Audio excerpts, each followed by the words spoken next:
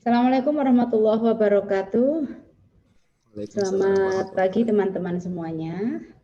Bahagia sekali ya kita bisa berjumpa ya, walaupun masih dalam kondisi pandemi yang tidak bisa mengharuskan kita tatap muka di kampus, tetapi kita masih punya ruang yang produktif ya dalam diskusi akademik walaupun melalui virtual. Oke, untuk saya tidak akan berbicara banyak, tapi hanya menyampaikan program kita, yaitu lecture series dan student forum. Itu adalah program kita yang program Departemen Sosiologi atau Prodi Sosiologi FISIP UNS yang kita buat selama 1 tahun ini ya, dengan bekerja sama dengan beberapa universitas. Sebelumnya kita mempunyai kerjasama dengan Universitas Nagoya, dengan yang sudah kita mulai mungkin 1 atau 2 minggu lalu ya, tentang lecture series dan student forumnya.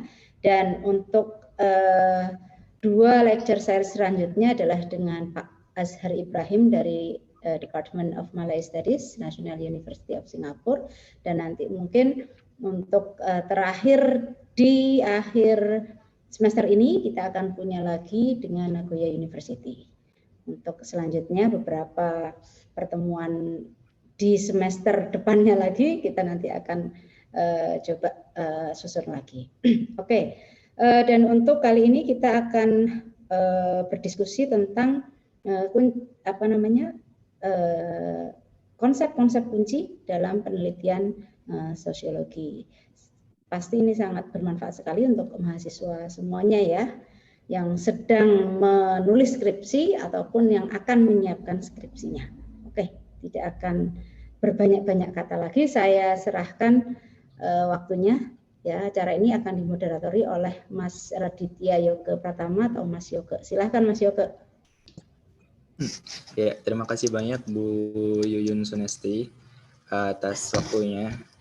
Saya izin buka terlebih dahulu. Assalamualaikum warahmatullahi wabarakatuh. Semoga suara saya terdengar jelas ya, teman-teman semuanya. Jadi perkenalkan, saya Raditya Yoga, biasa dipanggil Yoga. Saya mahasiswa Sosiologi semester 6. Dan pada pagi hari ini saya diberi kesempatan untuk menjadi moderator untuk diskusi kita pada pagi menjelang siang hari ini gitu. Nah, menarik sekali teman-teman semuanya diskusi kita pada pagi hari ini nanti, karena berkaitan dengan judul sebagaimana yang teman-teman lihat di posternya ya, konsep sociological research gitu. Nah, mungkin teman-teman sebelum kita masuk ke diskusinya, bisa teman-teman duduk dengan nyaman terlebih dahulu, menyiapkan teh kopinya gitu ya, menyiapkan catatannya supaya bisa nyaman untuk mendengarkan diskusinya. Nanti silahkan kalau ada pertanyaan, ada diskusi yang ingin disampaikan, tanggapan, nanti akan kita persilahkan setelah mendengarkan materi diskusi dari Dr. Azhar Ibrahim. Nanti kurang lebih akan ada waktu 20-an menit untuk Dr. Azhar Ibrahim menyampaikan materi kepada kita. Setelah itu kita akan fokus kepada diskusinya. Baik, sebelum masuk ke materi, izinkan saya memperkenalkan terlebih dahulu pembicara kita pada pagi hari ini.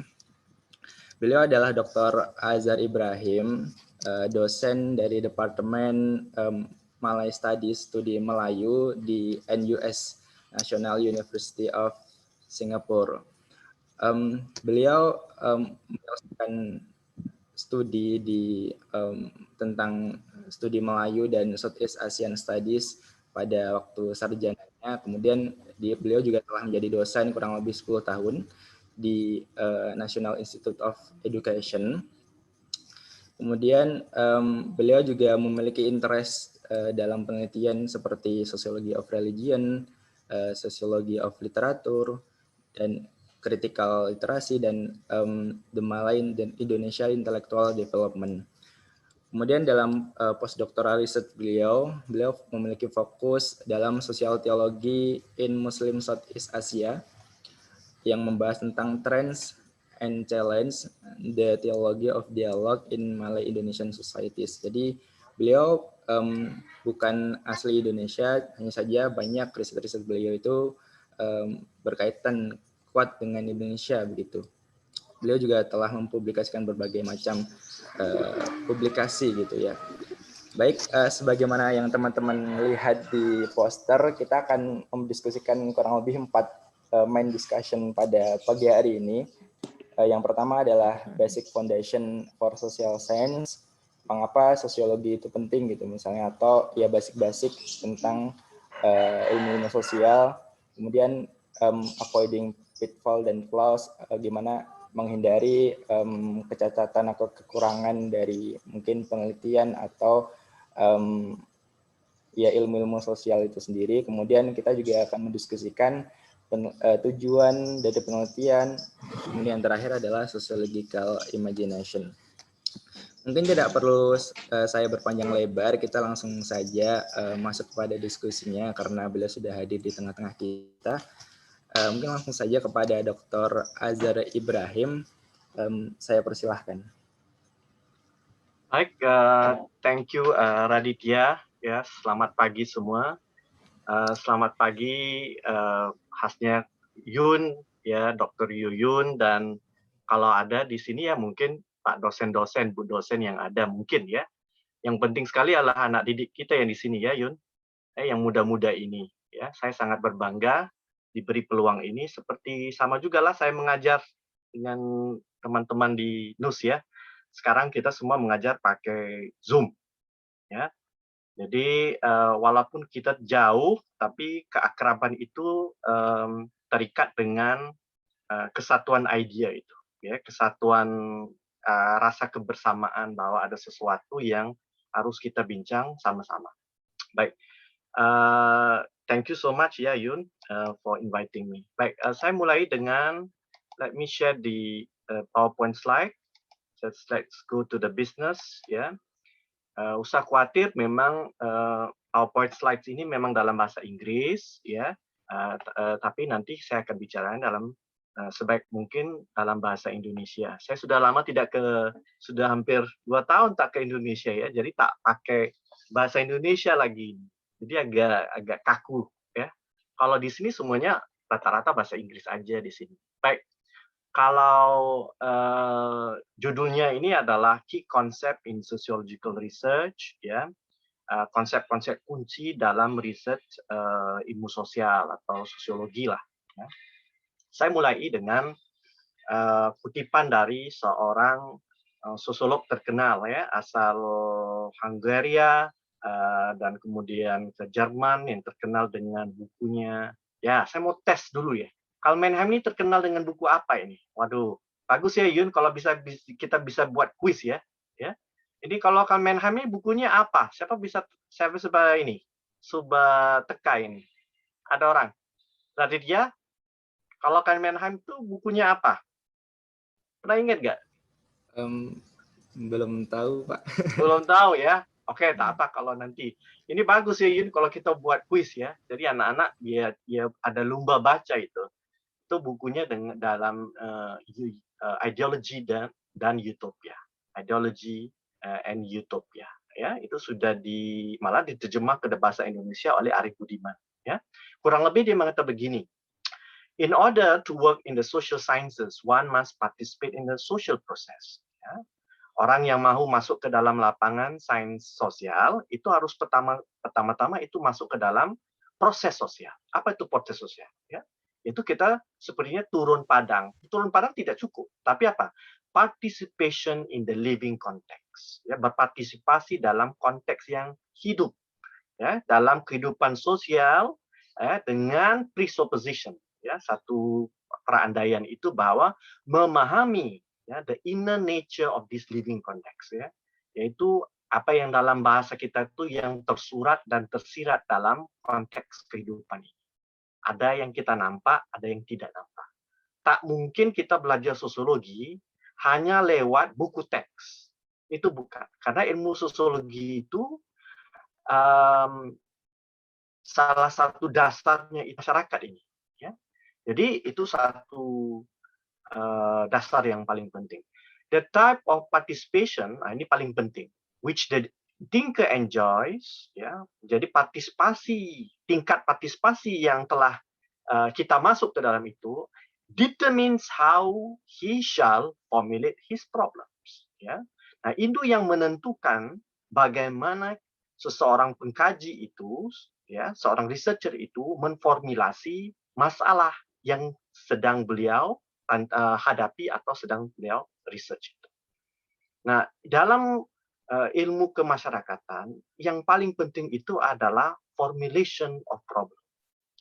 Kalau semisalnya kita melihat sesuatu, semisal ya, kita melihat suatu fenomena namanya kemiskinan, ya kan? Kita lihat, okay. Kalau kita salah formulasi, ya, akhirnya fenomena kemiskinan itu kita lihat, oh, ini karena mereka miskin, karena mereka tak kerja kuat, satu. Mereka malas. Atau kadang-kadang kita bicara, oh, mereka itu miskin karena mereka itu kurang iman. Kurang iman maknanya tidak religius. Maka tidak religius tidak diberkati Tuhan. Nah, karena makanya ya miskin ya. Itu kan formulasi yang salah. Ya. Formulasi A dari awal itu melihat soal kemiskinan dengan andaian-andaian. Yang harus ditanya itu ialah apa yang menyebabkan mereka miskin. Apakah struktur, adakah nilai, adakah institusi sosial, adakah faktor sejarah, itu kan berbagai-bagai persoalan yang harus ditanyakan. Nah, ini yang menurut Karl Mannheim sangat penting. Ya. Jadi nanti adik-adik akan melihat bahwa salah satu ya sosiolog yang sangat saya gemari dan saya pakai selalu adalah Karl Mannheim. Banyak lagi, pastinya yang satu lagi ini adalah Pitirim Sorkin.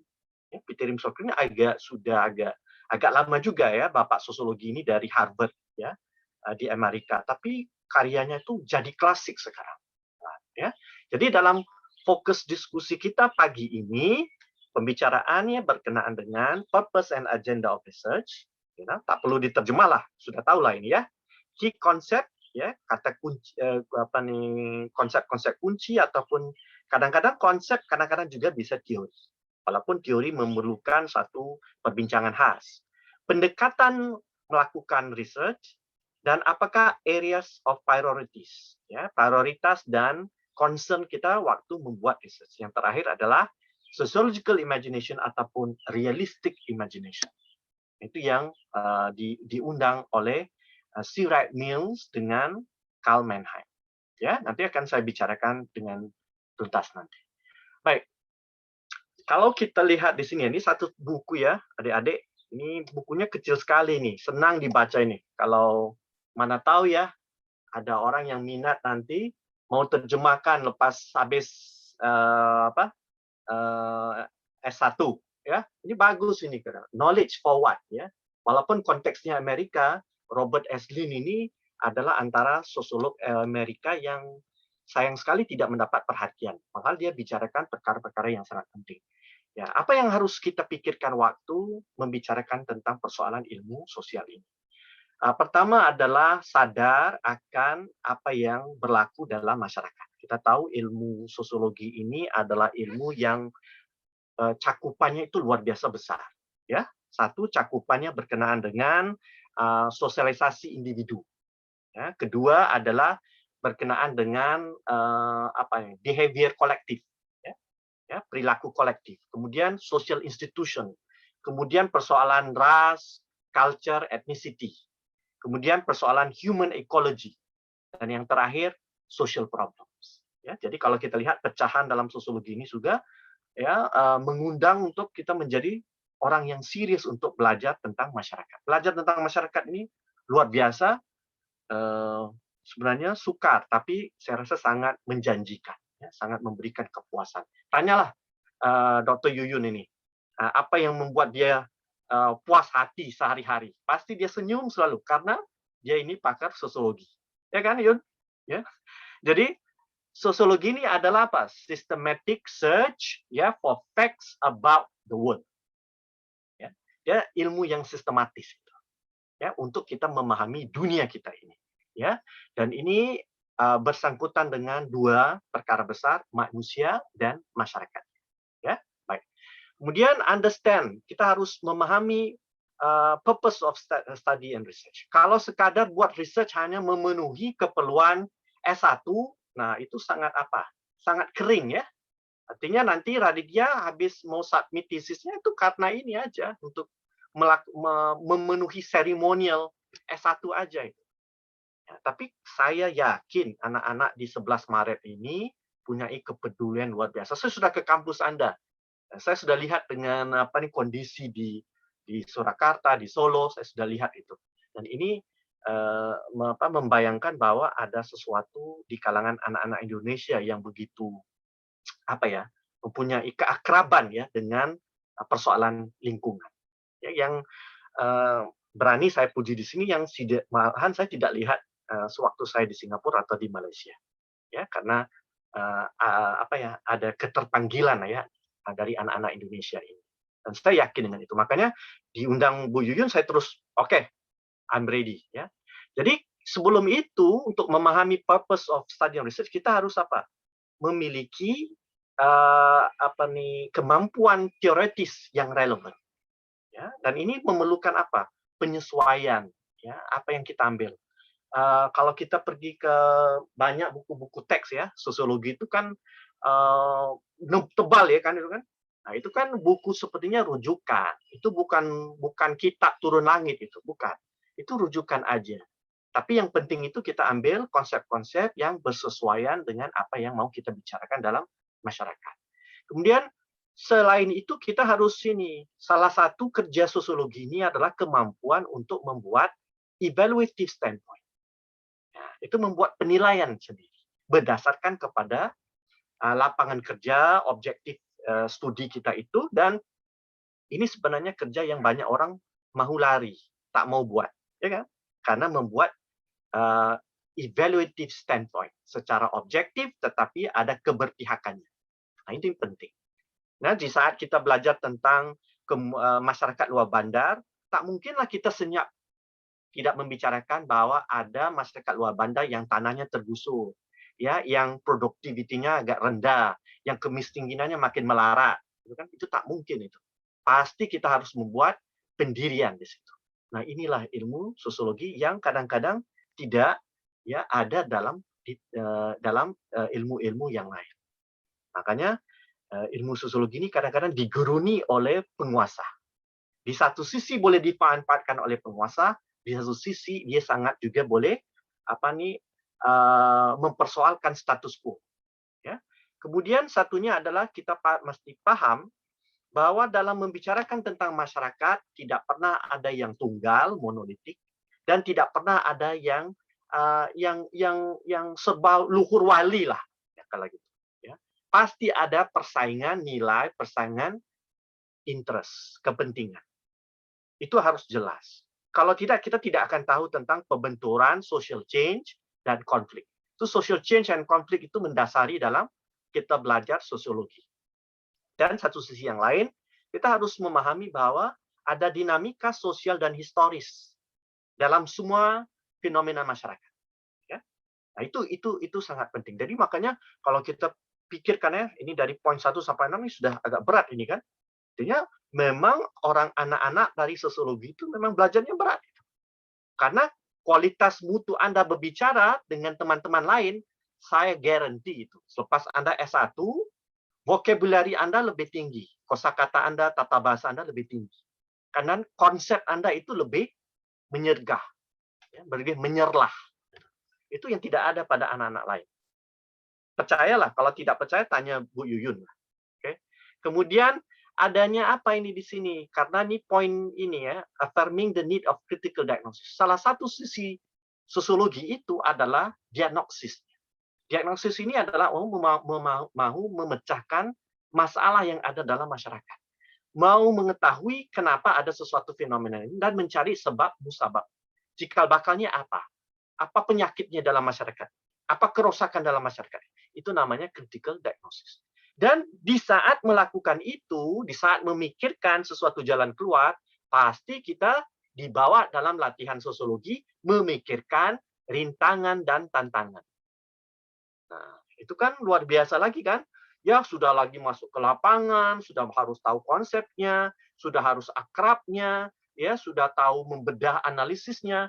Ini sudah lagi mau tahu lagi tentang persoalan tantangan dan cabaran kenapa beberapa proyek, beberapa gagasan tidak dapat masuk ke dalam masyarakat. Contoh, ya, adanya seperti prejudis terhadap perempuan. Di saat kita mengatakan perempuan harus begini, begitu, begini, ya silakan. Itu membicarakan yang ideal, senang saja itu. Tapi waktu masuk Padang, ya turun Padang melihat fieldwork itu, di sini kita terpanggil kan melihat apakah ya halangan dan tantangan. Kenapa perempuan tidak boleh ke depan? Ataupun kenapa wacana yang mau kita angkat itu tidak boleh ke depan. Mau tak mau, orang sosiologi bukan orang yang pasrah dan kalah. Orang sosiologi adalah orang-orang yang ada optimisme. Optimisme itu adalah optimisme yang apa ya, yang berimbang, ya. Dan itu mempunyai visi rekonstruksi. Ini yang membedakan dengan cabang-cabang ilmu yang lain, karena ada sisi rekonstruksi. Rekonstruksi itu apa?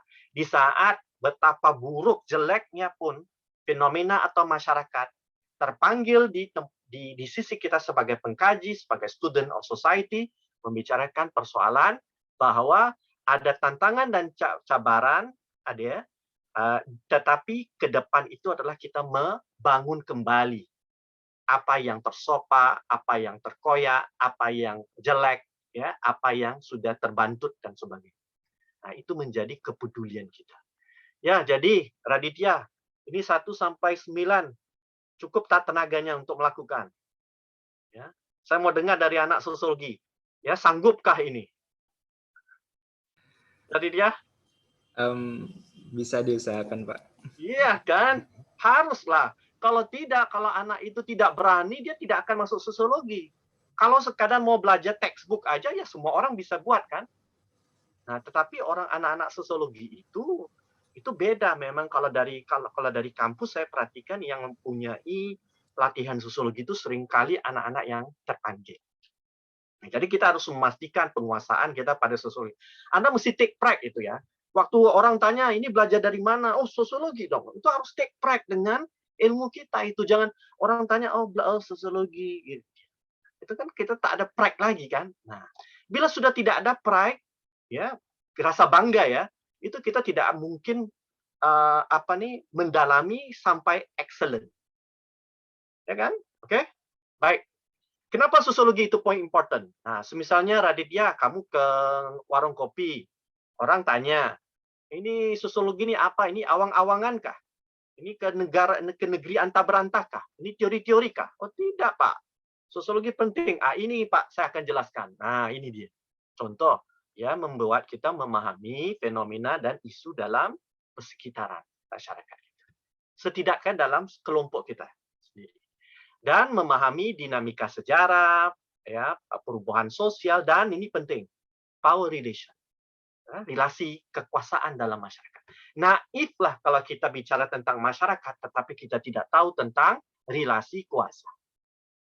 Karena semua pembicara ataupun semua pemikir dunia itu membicarakan tentang power relations. Anda bicara gender, ada power relation. Anda bicara literature, ada power relation. Anda bicara history, sejarah, ada power relation. Mana tidak ada power relation? Ya. Kemudian, ianya mengelakkan kita menjadi orang yang naif, ya, yang melihat idea, aksi, fenomena dari luarannya aja. Kita mengelakkan naif itu. Karena kadang-kadang orang historis mesti menceritakan A sampai Z, tetapi mereka tidak dapat menceritakan apa dinamika yang berlaku. Siapa sang pelakunya, apa ideologinya, apa interesannya. Itu orang sosiologi yang harus tampil. Ya. Kemudian secara menganalisis, ya, secara kritis, dominasi, marginality, dan kebertahanan beberapa idea dalam masyarakat. Kenapa idea itu bertahan? Kenapa ada yang terpinggir? Dan kenapa ada yang mendominan? Nah ini tugas kita itu. Ya. Contoh kita tanya, kenapa neoliberal mendominan? Sebagai contoh. Nah ini kan kerja apa ini? Ini kalau diberikan anak economics, ya, mungkin dia tak bisa bicara itu. Ya. Dia tahu tentang econometrics, tapi tak mungkin dia tahu tentang persoalan neoliberal. Kemudian prevent reductionism, identifying groups behind particular group. Ini artinya apa? Setiap idea itu, setiap gagasan itu seringkali diajukan ya atau digagaskan oleh kelompok tertentu. Ya, contoh kalau kita lihat sekarang kita ada kesadaran hijau kan? Kemarin mungkin ada kuliah tentang ecology itu kan. Nah, di satu sisi ada orang yang pro hijau, ada orang yang ambivalent hijau. Pasti kalau kita melihat kenapa ada rencaman pemahaman tentang ini ya ada karena ada setiap satu punyai kelompok-kelompok yang mempunyai apa? Interesan. Dan ide mereka merartikulasi itu berdasarkan kepada apa? Kepada kepentingan kelompok masing-masing. Yang A berkata begini, yang B kata begini dan seterusnya. Itu menyimpulkan bahwa apa? Ideas tidak pernah dari vakum, dari kekosongan, tidak pernah.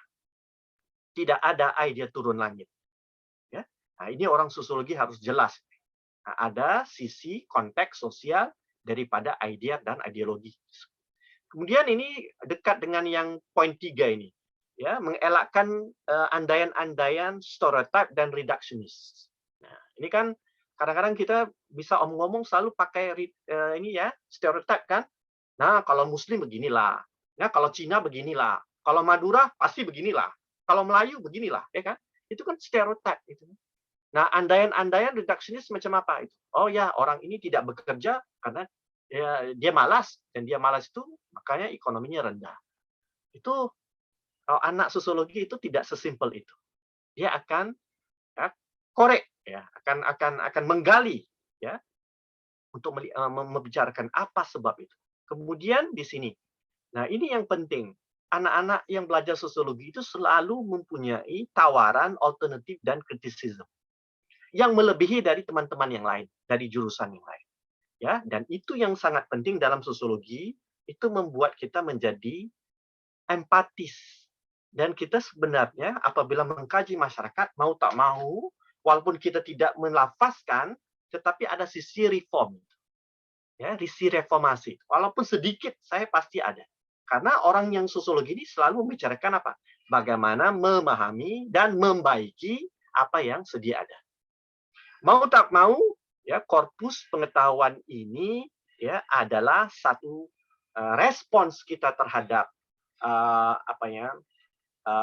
suffering ya, azab ya, kesusahan ya, yang dilalui oleh manusia dan segala rintangan-rintangan. Ini human suffering ini, teman-teman. Ini sebenarnya adalah serious problem. Ya, ini bukan soal filsafat. Ya, human suffering itu contoh ginilah COVID. Siapa yang paling banyak itu? Yang paling suffer ini, yang paling terazab dari COVID ini. Ya, Raditya, ayo, karena kebetulan saya lihat kamera kamu dibuka ini. Ya, Raditya, ayo. Siapa yang kalau dalam COVID? Siapa yang paling ini? Terjebak dengan human suffering ini? Kalangan menengah ke bawah. Kalangan menengah aja lagi. Menengah Ayo, ke bawah. Siapa yang yang siapa berada lagi? di kalangan di wilayah slum yang kesulitan untuk mencari ruang isolasi kalau terkena COVID. Oke, good. Yang lain? Siapa bisa lagi? Yang betul-betul depan mata kita itu, yang tak ada kerja, yang itu apa itu? Yang selalu kita yang selalu bawa motor warna hijau, apa itu? Come on. Tukang ojek. Iya kan? Tukang ojek kan? Grab food ya. Kalau di sini tak ada ojek ya, di sini Grab food. Nah, itu mereka yang paling terpukul kan dalam COVID ini kan? Nah, itu kan human suffering. Nah, karena ada banyak masalah dalam masyarakat, tidakkah yang memungkinkan kita mengkajinya? Betul tak? Karena ini kan di depan mata kan, orang sosiologi harus departure point-nya itu. Departure point-nya itu adalah masalah di depan mata, bukan yang teori tinggi melangit itu. Nampak tak? betapa teori melangit itu, teori-teori yang bagus itu harus kita menguasainya. Ya, jadi kalau kita buka textbook lah, ya kan? Pasti ini sudah ini kan? Ya, Adin Kurnia Putri bisa bacakan saya ini. Ayo, dalam bahasa Indonesianya. Ayo.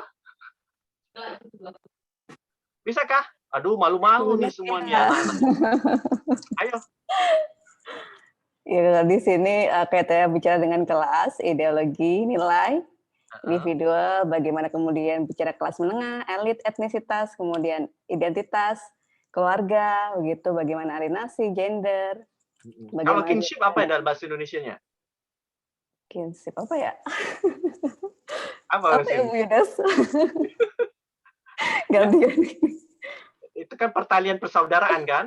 Ya kan? Ya, pertalian persaudaraan. Oke. Agama, hegemoni, utopian, dan kekuasaan. Makasih Adin.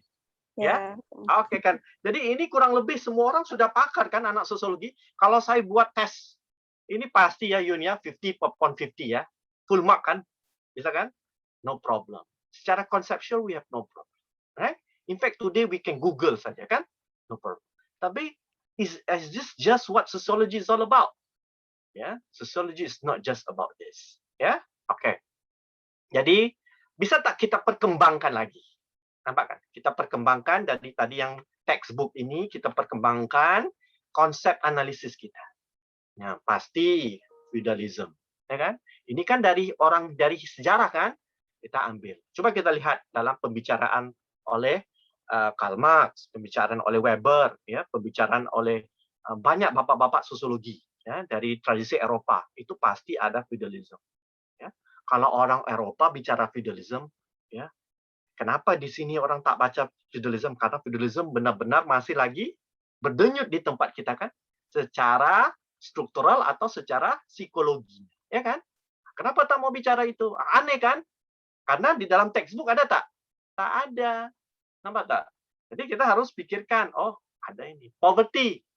Ya, poverty, kemiskinan, authoritarianism, kolonialism, ada tak dalam buku teks? Tak ada, karena banyak buku textbook ini datangnya dari mana? Dari Eropa, dari Amerika kan? Soal kolonialism bukan soal mereka kan? Tapi kalau di sini, kalau kita di sini, kolonialism masih ada lagi kan? Kesan-kesan kolonialism masih ada lagi, ya kan? Contohnya colonial capitalism. Itu sangat-sangat memberikan apa? Dampak kepada ekonomi kita hari ini kan? Ekstremisme, ya sudahlah, ini banyak orang bicara lah. Ya kan, kalian ini kalau siapa mau dapat paspor ya yang luar biasa itu bicara ekstremisme lah, terorisme ya silakan lah, no problem ya. Tapi jangan ke situ aja. Ada banyak lagi kasus-kasus yang penting untuk bicarakan. Contohnya adalah berkenaan dengan commodification of religion. Ya. Agama dikomodifikasi. Saya lihat teman-teman di Indonesia sudah banyak. Communication, komunikasi. Ini sebenarnya pernah diangkat sangat baik oleh Sujatmoko malah. Sujatmoko membicarakan dalam pola sosiologi itu. Bagaimana komunikasi itu pihak elit atas ya berkomunikasi berhubungan dengan kelas yang di tengah dan yang di bawah untuk menggerakkan proses modernisasi. Nah, ini kalau kita pikirkan masih ada lagi tak? Ya pasti persoalan-persoalan itu. Ya, karena di sini juga ada persoalan yang baru ya yang tidak ada dalam zaman Sujatmoko, yaitu new media. Ya kan? Kemudian racism. Nah, racism ini real ya. Ya, kalau baru kita lihat kan orang-orang Asia di Eropa, di Amerika itu dipukul ya. Nah, itu kan masa kalau tak payah jauh lah di tempat kita juga ada racism tak? Ada pasti, ya kan? Ya, yang pribumi lawan non pribumi, di kalangan pribumi juga masih ada sesama sendiri dan begitu begini, ya kan? Kemudian, nah ini traditionalism. Apa ini? Ya, satu kecenderungan untuk menganggap bahwa tradisi yang dipegang itu segalanya mutlak dan luhur dan baik. Itu traditionalism. Nah, itu masih ada. Traditionalism ini bisa dalam agama, bisa dalam sastra, bisa juga dalam bahasa. Itu orang-orang yang hanya berpegang pada tradisi hanya untuk memegang. Kemudian corruption. Aduh. Ya kan? Tanyalah. Ya, coba kita tanya Bu Yuyun, dalam berapa tahun mudah tak kita jumpa ketemukan research tentang corruption? Yuyun, Adakah seringkali kita ketemukan di skala kecil, di lokalitas, ataupun korupsi yang besar, korupsi, ya kan? Karena ini ya topik-topik yang sensitif kan? Ya. Ya, and it's not sexy, ya kan? It's not sexy. So it's sensitive and it's not sexy. Kalau yang seksi apa itu? Yang menggiurkan, semua orang mau bikin. Ini siapa ada di sini? Saya mau panggil namanya ya. It's okay ya, Yun? I call their name. Iya, boleh Pak, boleh Pak. Ya, boleh ya? Boleh. Oke, siapa yang ada di sini? Siapa yang mau jawab ini? Apa yang kalau di Indonesia yang seksi topik ini? Ya. Siapa ya? Saya lihat. Cesa Amanda. Yang corruption juga sih Pak, tapi corruption dalam bentuk akademis saja ya, kayak plagiarisme itu masih topik yang hangat sih Pak. Oh ya, plagiarism ya. Sedangkan rektor juga melakukan apa ya? Rektor yang melakukan suap plagiarisme aja diangkat sebagai rektor. Oke. Alright. Wah, ini sudah itu juga campur sama maka apa namanya? Ada kekuatan relasi kuasa. Ya, oke, bagus. Ya, oke, good. Jadi artinya anak-anak sosiologi sudah sadar kan?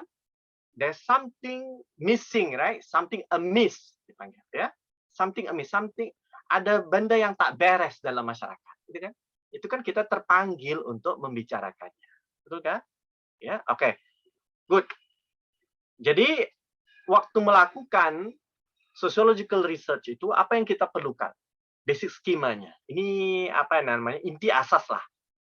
Ya, satu adalah kita tahu bahwa sosiologi ini dari awal itu multidisipliner. Sebab sosiologi ini akan mempertimbangkan persoalan apa? Contohnya persoalan psikologinya, ya, persoalan historisnya, persoalan lingkungannya, ekologi, ya, persoalan geografinya. Itu mau tak mau orang sosiologi tak boleh terlepas dari situ. Dari awal memang sosiologi memang research yang multidisipliner. Ya, tak ada orang sosiologi kata, oh tidak, saya tidak mau bicarakan sejarah itu milik orang lain. Tak mungkin itu. Ya. Jadi based on the problems, ya, problema yang timbul, ya, yang bertahan dalam masyarakat dan itu memerlukan intervensi kita. Kan kemudian kita mencari apa? Kejelasan dan untuk mengiktiraf dan mentakrif itu, defining, mentakrif, ya, mendefinisi problem, isu, fenomena tersebut. Nah, ini yang paling penting ya, nomor 2 ini. Kadang-kadang kita bagus dengan konsep, tapi kita tak tahu mentakrifkannya. We wrongly define. Contoh, ya, semisalnya Adin, ya. Adin ini dia masuk dalam kelas Bu Yuyun ini tak dapat konsentrasi. Ya. Jadi Bu Yuyun bilang, kenapa ya si Adin ini tak bisa ya? Kenapa? Nah, soalnya mungkin jangan-jangan dia ini buatan orang ini. Ada santet lah. Walhal dia belum tanya lagi kepada si Adin. Rupanya si Adin ini mungkin ada masalah dengan boyfriend-nya. Ya, mungkin dia ada masalah keuangan, ya kan? Jadi Yuyun ini alih-alih sudah bilang, oh, ini faktor santet. Jadi kan salah mentakrifkan masalah itu. Nah, bila salah mentakrifkan, jadi analisisnya, diagnosisnya salah kah? Pasti salah. Karena salah to define the problems. Ini sangat berbahaya, ya. Kemudian selepas mentakrif itu, ya, kita tahu di mana meletakkan, ya, masalah itu. Adakah masalah historis, masalah psikologis, masalah gitu ya. Kemudian ini ability to analyze, ya, dalam apa? Dalam analisis yang rigorous dengan metode sociological tradition. Ini sangat penting. Kemudian selepas itu nomor 4 di sini adalah memberikan jalan keluar, ya, dari masalah yang tadi, ya, si Adin ini mempunyai masalah. Jalan keluarnya apa itu kepada Adin? Kita harus merekomendasi. Kita tidak oh saya mengkaji ini, saya harus berobjektif dan saya tidak boleh berpihak kepada Adin. Ini orang sedang susah ini, ya. Kenapa tidak boleh kita berintervensi? Kita harus intervensi untuk mengeluarkan Adin dari masalah ataupun azab dan suffering itu tadi, ya. Akhirnya adalah selepas membuat kajian itu kita harus ada publication dan dissemination. Di pihak teman-teman yang S1 dissemination-nya ada skripsi kan? Itu kemudian apa? Yang penting nih. Itu melafazkannya, ya. Buat forum-forum melafazkan ini kepada teman-teman di luar atau di kampus. Itu kamu harus share, ya. Tak mungkin nanti buku itu jadi kuning nanti dalam kampus. Ya, terus apa research sociological ini? Saya putar balik aja. Saya terbalikkan itu. What it is not. Itu sekadar conceptual mastery and theoretical articulation. Ini saya lihat kalau skripsi-skripsi, aduh, S1, S2, malah S3. Itu ada 8 chapter. Ya. Chapter 1 sampai chapter 5 masih teori itu. Belum lagi masuk itu, belum bicara lagi. Ada book review lah, ada apalah. Belum masuk lagi. Jadi akhirnya mereka jadi conceptual mastery and theoretical articulation. And they are not serious in studying society. They are just playing conceptual game. Itu sangat tragis. Itu menjadi apa? Belajar sociology without society. When we do sociology without society, that is actually the most terrible thing to do. Right? Kemudian aplikasi yang mechanical application. Ya, artinya kita ambil apa? Nah, ini nanti Raditya, Adin, Cesa ini semuanya berbagi teori. Kalau di sini anak-anak begini. Awak buat apa teori? Oke. Saya pakai teori A, awak pakai teori B. Jadi mereka berbagi-bagi teori di kelas. Jadi itu kan aneh itu. Mana mungkin orang belajar sosiologi berbagi teori itu. Ya, kamu buat ini, Yun, kamu buat ini, Adin buat ini, Radia buat begini. Ya, itu saya rasa paling tidak. We don't shop for theory. We look around for problems. Then we take the best theory to understand our problem. Ini di tempat kita selalu terbalik kan? Kita cari teori dulu, kemudian baru kita tahu tentang masalah. Aduh, kemana ini ya?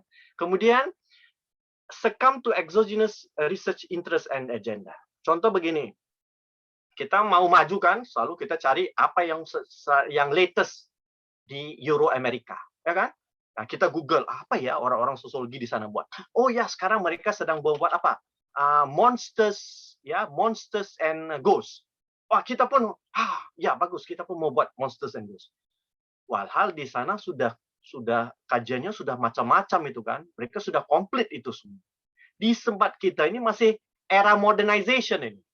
Tapi kita mau buat, oh ya kita pun, Indonesia pun ada monsters and ghosts. Nah nanti kita ada tuyul lah, kuntilanak lah, apa-apa. Aduh, bagaimana itu? Ya kan? Itu persoalan-persoalan itu kita ambil dari luar kan. Exogenous ini dari luar. Exo ya. Bukan endogenous itu dari dalam. Nah, ini kita kadang-kadang sudah tertarik pada yang di luar aja. Teori dan konsep itu mendiktat research outcome kita. Begini, Emil Durkheim berkata begini. Jadi, kesimpulan Emil Durkheim begini. Jadi, yang kita buat research itu untuk memenuhi apa yang sudah diformulasi oleh Emil Durkheim. Itu paling aneh. Orang sosiologi tak harus begitu. Atau, buat research just to prove whether a theory concept is valid. Nah, kita membuat research untuk mengatakan, oh, maka benarlah teori Max Weber. Oke, maka benarlah teori Emil Durkheim. Itu kan paling aneh. Jadi kita jadi apa? Cassette recorder. Sekadar melantunkan balik apa yang sudah direkam. Dan akhirnya adalah neutralitas dalam kerja kita itu kononnya scientific dan objektif. Saya pikir ini, neutralitas ini adalah posisi, maaf kalau saya agak kasar, itu posisi yang jahat. Posisi yang tidak bertanggung jawab. You can be objective and rational, but to say neutral, I think sociology is not the place. Ya. Nah, jadi kalau misalnya ya ditanya dan Bapak di warung kopi itu tanya, ya oke, Radia, saya sudah paham lah. Ya, tadi apa yang what is sociological research, ya, apa yang bukan sociological research. Sekarang bagaimana melakukannya? Nah, jadi Raditya menjawab begini Pak, ya. Nah, kita pertama perlu cari the right question, research question. Ya. This is the right question. Ini perlu berapa ini? Saya rasa ya, ini perlukan hampir seminggu itu. Kita mandi, kita tidur, kita makan dengan bertanyakan soalan apa yang perlu disoalkan. Sampai bawa ke mimpi. Ya kan? Kadang dalam sholat pun masih memikirkan ini soalnya apa yang mau dibicarakan. Ya kan? Ini sangat penting, the right question to be asked. Kemudian kita tahu ini sudah ya. Adakah Anda melakukan itu hanya sekadar untuk academic excellence, untuk dapat grade 1, skripsinya kepujian, atau raising consciousness? Saya rasa dua-dua harus. Ya, kalau saya mau anak didik, ya pasti Bu Yuyun juga mau anak didik yang academic excellence. Tapi juga kita mau anak didik yang punya raising consciousness. Bukan sekadar bagus skripsi kelas 1, tetapi tidak ada raising consciousness. Okay? Relevant methodology, ya ini adalah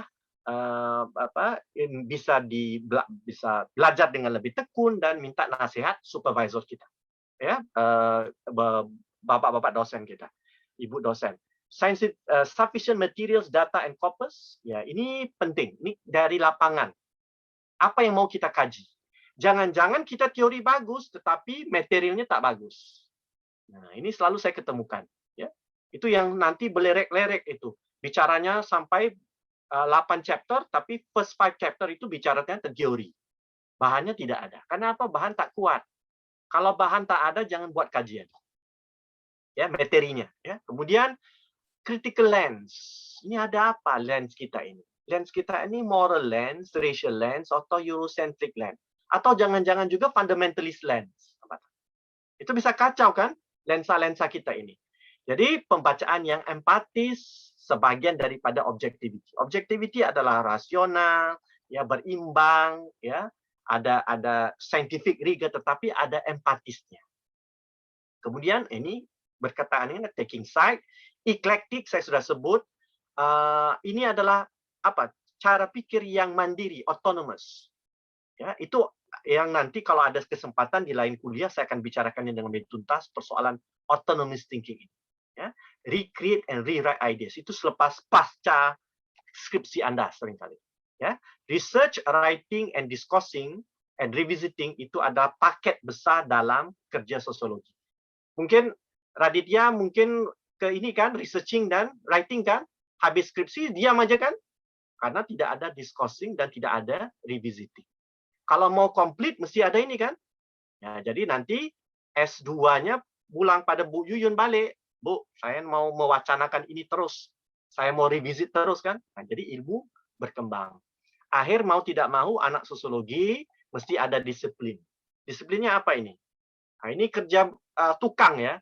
Orang tukang itu kalau tidak ada kemahiran, tak ada skill, tak bisa buat apa-apa. Organizing ideas. Title-nya mesti tuntas. Citation-nya mesti disiplin. Bibliosurvey-nya mesti komprehensif. Actual writing and editing, menulis dan menyunting. Aduh, itu paling azab. Berpikir senang, membaca senang, tetapi menulis dengan menyunting mungkin bisa jadi neraka. Ini menggerunkan ya orang akademi bila mau menulis dan mengedit. Oke.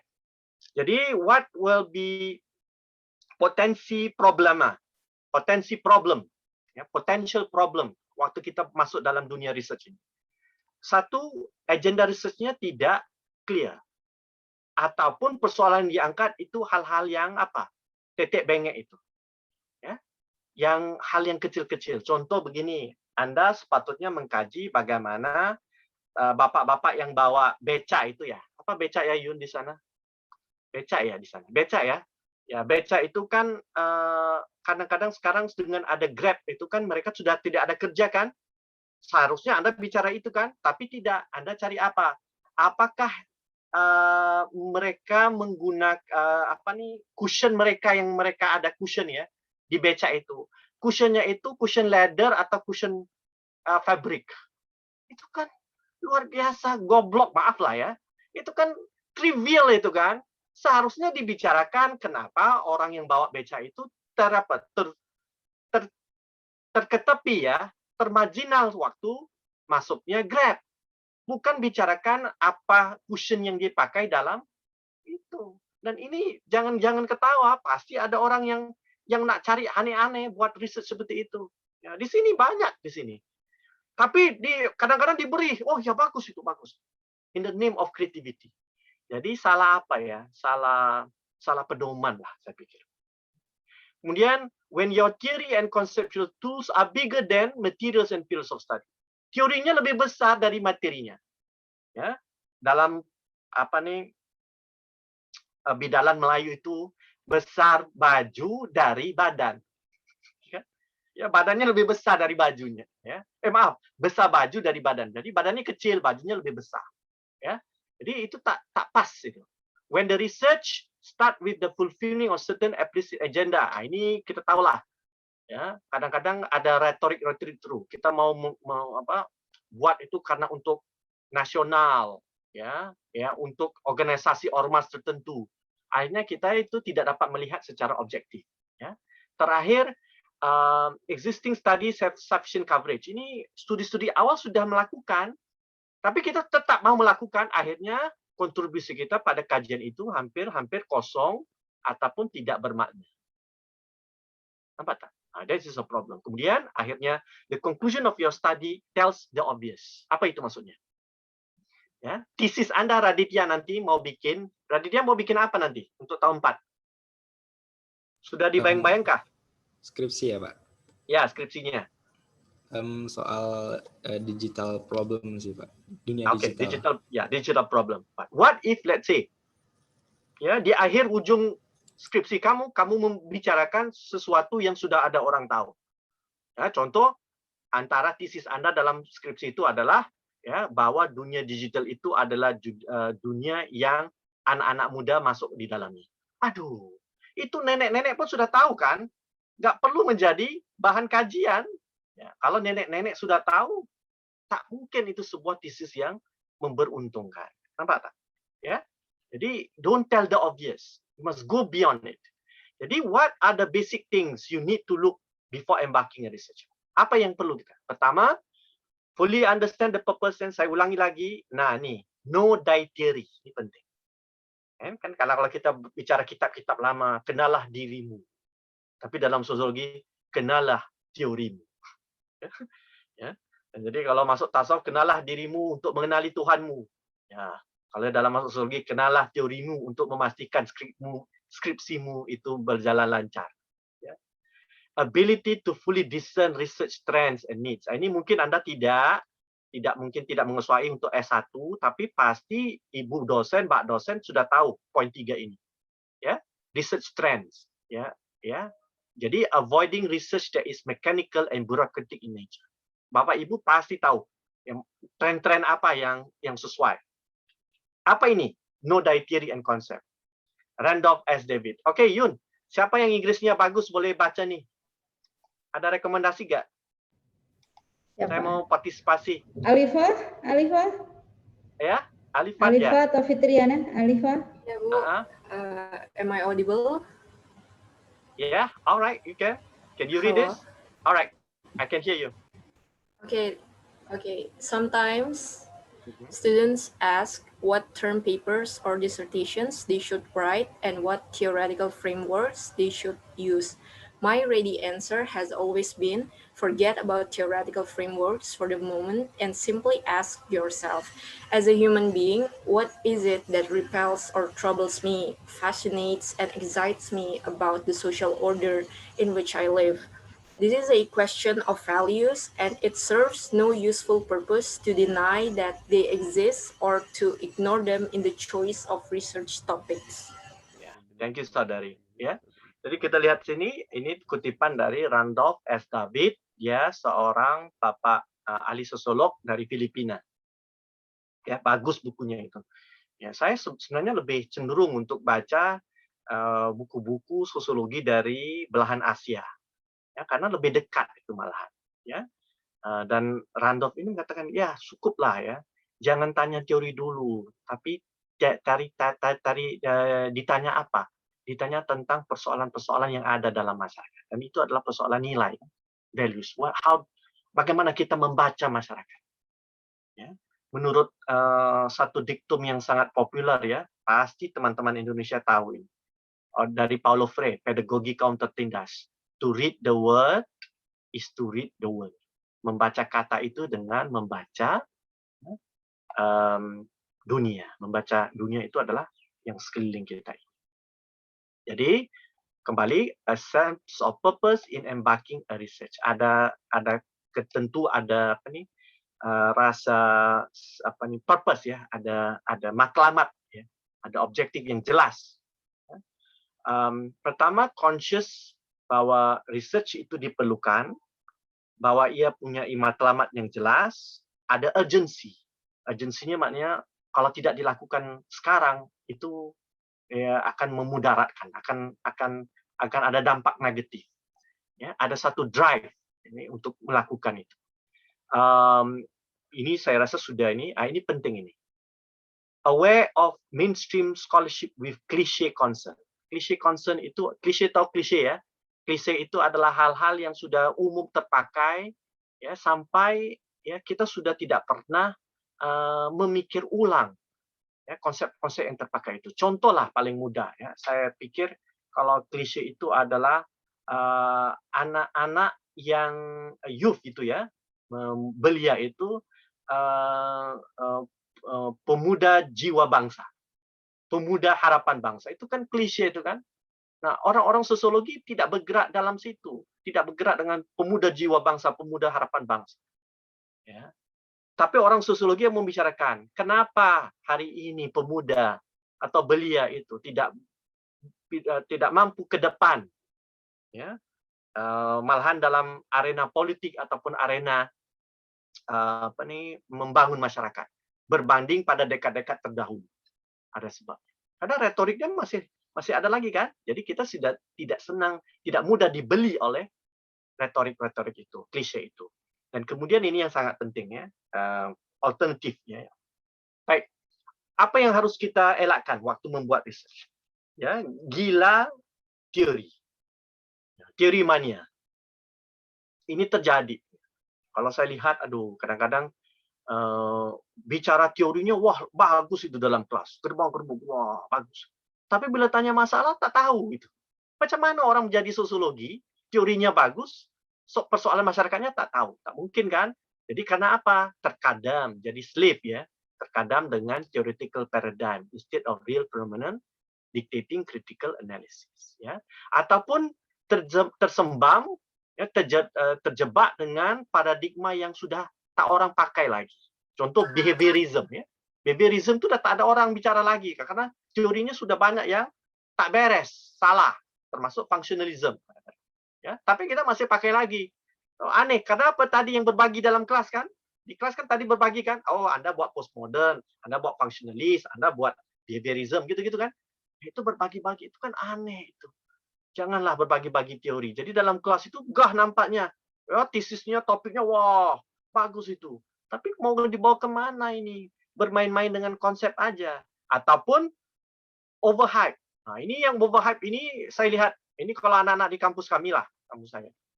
Sekarang ada orang bicara tentang liquid capitalism. Wah, seksi kan? Waduh, liquid capitalism apa itu? Tak pernah disebut orang. Makin tak difahami orang, itulah teori yang mau dia angkat. Padahal itu idiosinkrasi beberapa orang aja kan? Ya. Yang di depan mata neoliberal capitalism tak mau bicara, tapi liquid capitalism mau bicara. Itu aneh. Ya, jadi incorporating the latest theory. I think we need to be very careful about this. I'm not rejecting theory, I'm not rejecting new things, but don't be overhyped. Ya. Kemudian research traditionalism, aduh, ini yang paling susah ini. Ya, formatnya format zaman Soekarno. Ya, nah, itu zaman apa itu?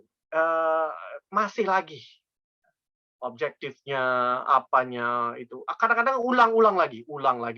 Itu sampai chapter 3 itu belum lagi itu. Mana bahannya belum masuk lagi. Aduh, ini saya lihat the old way of doing research itu. Ya, kadang-kadang dipaksakan literature review. Tak ada literature review pun dipaksakan, mesti ada dalam. Karena apa? Ada format yang mesti. Walau sosiologi bukan itu. Kalau kita lihat buku-buku yang besar dari sosiologi, kadang-kadang tak ada book review juga pun. Karena disulami dalam pembahasan yang dalam chapter-chapter yang lain. Ataupun kita membuat kajian hanya untuk memenuhi populist urging. Ya, which eventually render the research limited relevance or even distortion. Ya, contohnya kita punya kecenderungan tertentu lah, ya, baik kanan atau kiri, ya, Jadi kita termakan olehnya, akhirnya kajian kita itu tidak akan menjadi sesuatu kajian yang tuntas dan baik. So when is concept or theory vital and crucial?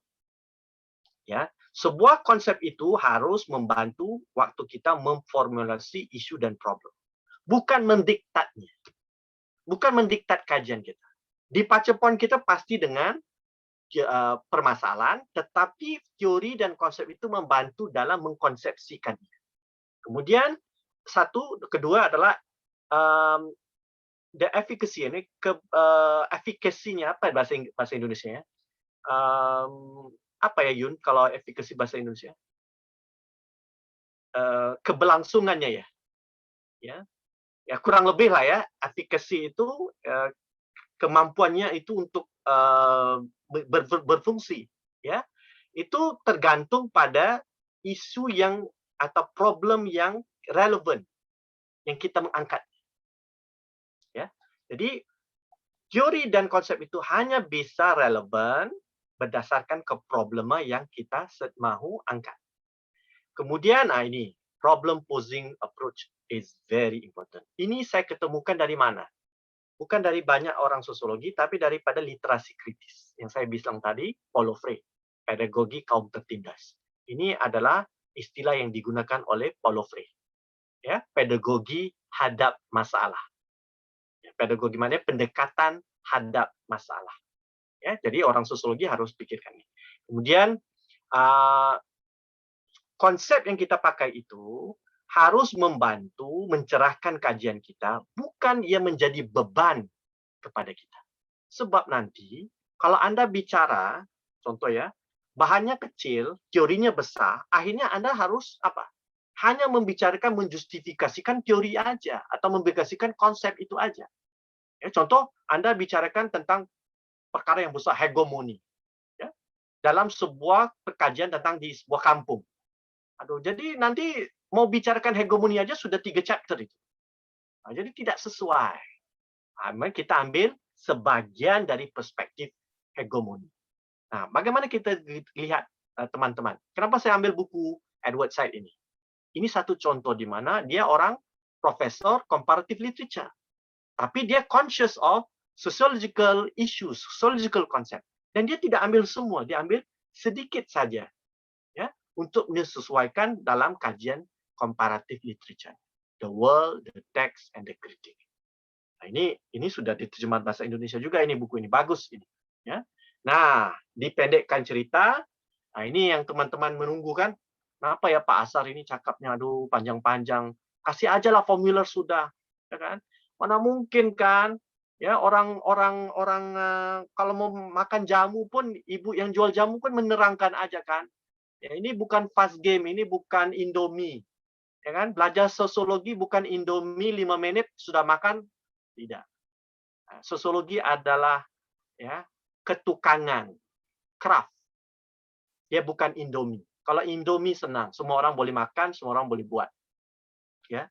Tapi memerlukan pelan-pelan. Jadi saya mempermudahkan clarity in purpose and agenda, metode mesti sesuai dengan area studies kita, field of research, relevan, soalan-soalan yang relevan harus kita angkat, ya. Kita perlu ada kerja lapangan, mau tak mau kerja lapangan itu bisa jadi kerja lapangan memang di lapangan, di luar, atau mungkin saja fieldwork-nya di mana? Di perpustakaan.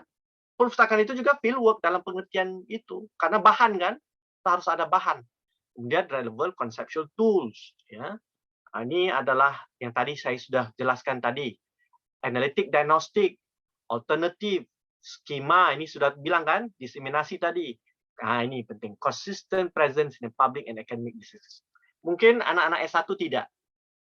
Kalau nanti Anda masuk S2 dan seterusnya, poin 9 dan 10. Anda tetap mahu ya memikir ulang apa yang telah Anda putuskan pada skripsi Anda. Oke. Ada lain-lain ya pertimbangan untuk mengelakkan ya yang mengelakkan daripada research kita itu menjadi yang bermakna dan substantif. Salah satunya adalah hal-hal yang sepele itu. Ya, yang yang sebenarnya adalah bukan isu-isu yang penting dalam masyarakat. Ini karena apa? Kesadaran sang researcher itu tidak komprehensi, tidak tuntas, tidak beres. Menurut Paulo Freire ada 3 jenis kesadaran. Kesadaran magis, kesadaran naif, dan kesadaran kritis. Seringkali kesadaran magis dengan kesadaran naif lah yang mendominasi dalam masyarakat.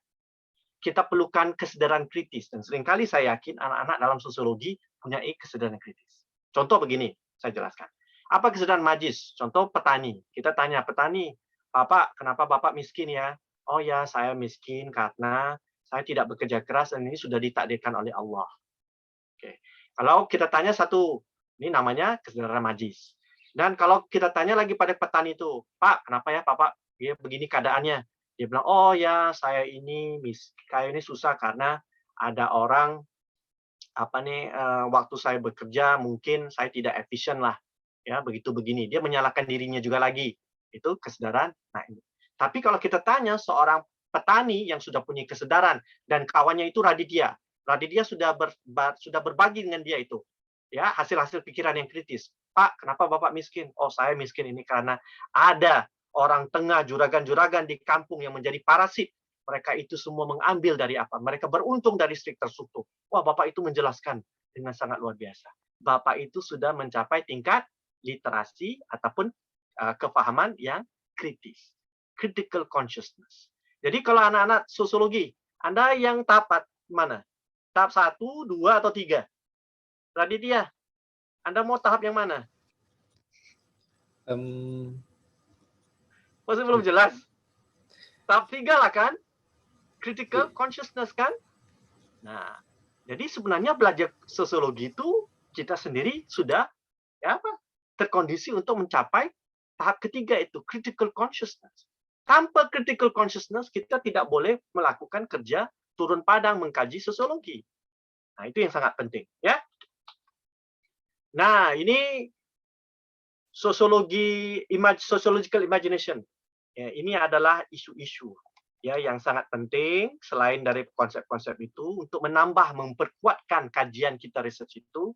Adakah soal academic rigor? Rigor itu mana apa? Intensif ya akademisnya atau social empathy.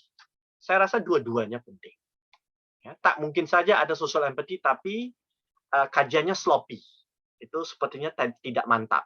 Atau rigornya bagus, akademiknya bagus, tetapi empatinya tak ada sisi untuk berpihak, untuk merasa akrab dengan masyarakat yang mereka kaji. Jadi C. Wright Mills sebenarnya buku ini luar biasa bagus. Ya, Yun, ini sudah ada dalam bahasa Indonesia ke Yun? Ya, saya rasa belum ya. Belum ada, tapi dia masuk di kompilasi tertentu orang, ya. gitu. Ya, bagus. Salah satunya adalah intellectual craftsmanship. Ya, jadi saya merekomendasi bagi anak-anak yang mau terus masuk ke dalam sosiologi ini, C. Wright Mills adalah yang terbaik. Dia dari Amerika dan dia juga dipengaruhi banyak oleh Karl Mannheim yang tadi. Ya, karena anak murid Karl Mannheim, Hampstead itu adalah gurunya pada C. Wright Mills. Ini kalau kita belajar sosiologi, kita harus belajar nasab-nasabnya kan. Dan kalau kita masuk pesantren pun kita mesti tahu kan nasab kiai-kiai mana kan, ada nasab-nasabnya tertentu. Nah, begini juga dengan sosiologi. Kita bukan ambil buku dari perpustakaan sekadar baca aja, tidak mungkin. Oke. Jadi bagi Mills adalah intellectual and political role of social scientists in society, setting out the need for social science to focus on individual structural and historical issues as well as arguing for its role as a level for political and democratic change.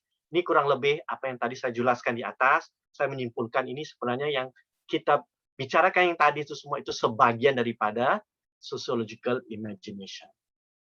Ya. Ini ada seorang bapak sosiolog namanya Alfred Maclean Lee. Dia pelopor humanist sociology. Ya. Saya rasa bukunya pun bagus juga ini kalau nanti ada beberapa bagian yang boleh diterjemahkan. Ya. Satu adalah the reluctance to combine empirical work with social theory. Nah, ini adalah saya rasa ada satu tantangan dalam dunia ilmu sosiologi ya. Avoid cursory analysis of data where facts are gathered anomalous but inadequate analytic interpretation. data bagus, analisisnya itu sangat-sangat lemah. Atau research offer little insights into the dynamics of social situation, alright? Artinya sebagai kajian yang hambar, ya, tidak dapat memberikan masukan yang lebih baik atau kritis. Mau tak kita buat skripsi yang hambar? Pasti tak mau kan? Ya. Nah, ini yang saya sebut tadi, saya tidak perlu menerangkan problem posing itu dari Paulo Freire kalau mau baca lebih lanjut. Ini sekadar menjustifikasikan secara filsafat apa itu problem posing. Apa itu hadap masalah. Saya rasa sudah kita tidak perlu pergi kepada justifikasi teoritisnya, ya. Dan terakhir sekali, ini menurut Carl Mannheim, ya, kalau tadi C. Wright Mills menyebut sociological imagination, bagi Mannheim realistic imagination, right? Dalam kerja sosiologi ini yang harus dicapai. Oke, mohon saya satu orang lagi baca. Siapa yang bisa baca ini? Ayo, saya mau partisipasi. Siapa bisa? Yun bisa rekomendasi? Fitriana, Nana. Bisa, Nana. Mana adik-adik kita ini? Ya, Bu. Oke. Is it clear my mic? Okay, yeah, it's very clear. In order to know social reality, one must have imagination, a particular brand of imagination which I should like to call realistic, because it doesn't create fiction but exerts itself in binding together apparently unrelated facts by means of a vision of structural correlations which alone enable us to see the framework into which every fact, even the most casual one, is fitted. Like other qualities for science, such as self-criticism, control of methods, and etc. These realistic imaginations must be cultivated through generations. Ya, thank you, saudari. Ya, apa itu kalau diringkaskan? Ya, tadi kurang lebih dengan realistic imagination itu. Apa yang di depan kita itu, yang realism. Ya, dan itu sebenarnya bukan bukan datang semena-mena. Itu harus dilatih. Dan dalam pelatihan sosiologi Anda itu adalah memiliki yang saya gabungkan the sociological and realistic imagination. Coba kita lihat apa yang sudah dipikirkan oleh bapak-bapak terdahulu. Sujatmoko sebagai contoh mengatakan bahwa sosiologi atau social science itu adalah sebagai alat untuk social management. Orang tahu itu. Tapi yang lebih penting adalah key to societal self-understanding based on analysis of the origin and means of change. Jadi dia bukan textbook. Sosiologi bukan hanya untuk kepuasan teoritis. Sosiologi adalah memberikan kita kunci untuk memahami masyarakat berdasarkan kepada analisis akan asal muasal dan bagaimana kita dapat membuat perubahan. Itu luar biasa, itu pendek sekali, tapi inilah sebenarnya sociological research. Dan dia mengatakan lagi, the moral concern of our times and less with the selection of areas of research defined by the availability of quantifiable data. Di satu sisi kejelasan kita untuk mengkaji, di satu sisi adalah data. Orang sosiologi mesti kuat pada data, kuat pada korpus, kuat pada lapangan. Kalau tidak, tak boleh jadi orang sosiologi. Bacaan mesti kuat, turun lapangan mesti kuat, selalu sensitif di luar kita ini. Ya. Dan kalau kita lihat, tak semestinya sociological imagination itu datang dari sosiologi. Dia bisa mungkin datang dari teman-teman, bapak-bapak, ibu-ibu yang dari luar sosiologi. Contoh, Eric Fromm dari social psychology. Contoh, Cornel West dari black philosophy. Contoh, Frantz Fanon dari anti-colonial studies. Right? Contoh, Ortega Gasset dalam bukunya The Revolt of the Masses dari filsafat Eropa.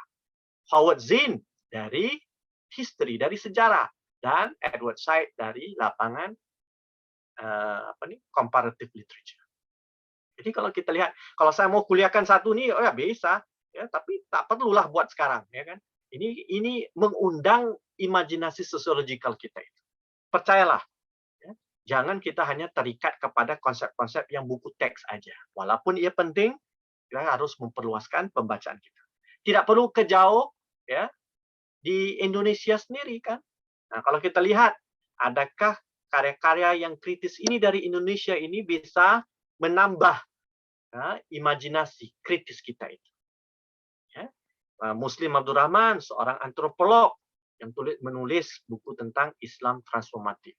Tesisnya di Illinois dulu berkenaan dengan kapitalisme dan kelas menengah sebenarnya. Ya, pulang dari Indonesia dan membicarakan ini.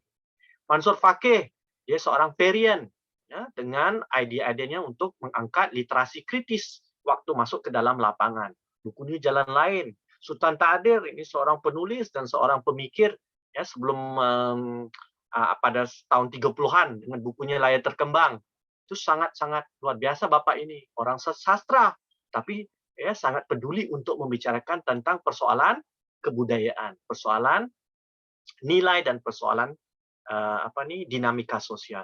Tentu Dr. Kunto Wijoyo kita kenal, ya, seorang sejarawan kan dari UGM yang banyak membicarakan tentang persoalan-persoalan bukan saja keagamaan, tetapi bagaimana dinamika sejarah membentuk pemikiran. Mulyono, ini seorang pelukis terkenal, ya, tapi menulis dalam seni rupa penyadaran berkenaan ini. Lihat Mansur Fakih ini di pengantarnya, ini dekat dengan Mansur Fakih. Perian, bagaimana masuk ke lapangan, membantu orang-orang di luar banda di Jawa itu lewat seni untuk mengangkat literasi kritis. Atau tidak perlu pergi jauh, Puisi-puisi Rendra saja itu. Siapa sudah baca puisi Rendra di sini? Ya, Raditya pernah baca tak? Belum, Pak. Belum, aduh, ya kan? Harus baca itu. Kalau anak siapa yang serius tentang sosiologi mesti baca karya-karya sastra yang klasik, ya. Ya, Rendra adalah ini, lihat potret pembangunan dalam puisi, ya. Dia bicarakan developmental studies ini, dan developmental studies sangat penting dalam sosiologi. Itu dari puisi aja kita sudah dapat, ya, diundang dengan gagasan pikiran-pikiran mereka itu, ya. Akhir sekali, kalau ada kesempatan, ya, yang tadi saya sebut tentang critical consciousness, naive consciousness, magical consciousness, ya Yun, di lain kali ini saya rasa ini adalah sesuatu masukan yang sangat penting untuk anak-anak ke depan. Ya, ini tidak akan saya bicarakan, sekadar mengatakan bahwa ada lagi cabang-cabang menguatkan sociological imagination kita. Ya, pada yang penting asas mesti ada. Pada yang penting juga kita harus buat nilai tambah, value added daripada jurusan-jurusan ilmu yang lain. Oke, itu aja dari saya. Thank you. Oke, terima kasih banyak Dr. Azhar Ibrahim atas materinya. Padat sekali, Pak. Saya baru tahu beberapa tadi ketika mendengar Bapak berbicara. Baik, mungkin teman-teman jika ada yang ingin ditanyakan boleh raise hand atau bisa langsung on mic. Tapi sembari nunggu teman-teman, izinkan saya untuk sedikit menyimpulkan dari perspektif saya tadi apa yang sudah disampaikan Pak Azhar Ibrahim.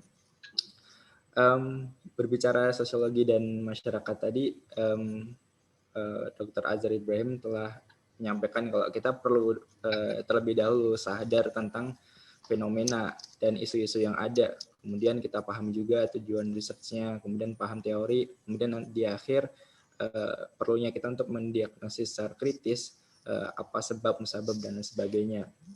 Kita sebagai anak sosiologi atau yang belajar sosiologi harus take pride juga gitu ya, bangga kalau karena kita belajar tentang masyarakat dan fenomenanya gitu. Kita belajar tentang power relation, relasi kuasa yang mungkin sekarang kita melihat dampaknya seperti kekerasan seksual di mana korban tidak berani melapor, itu bagian dari relasi kuasa.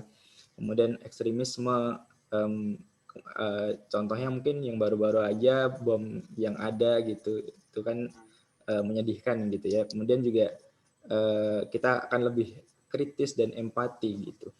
Kemudian tadi berbicara juga soal basic skema basic yang diperlukan untuk melakukan research gitu. seperti paham tentang masalahnya terlebih dahulu, kemudian mendefinisikan atau mengenali masalahnya, baru kemudian menganalisis dan memberikan rekomendasi. Dan terakhir tadi juga ada quote yang sangat menarik juga dari Randolph S. David, as a human kita perlu mengidentifikasi dulu apa yang menjadi persoalan menurut kita dan apa yang membuat kita excited gitu ya untuk meneliti sebuah masalah itu.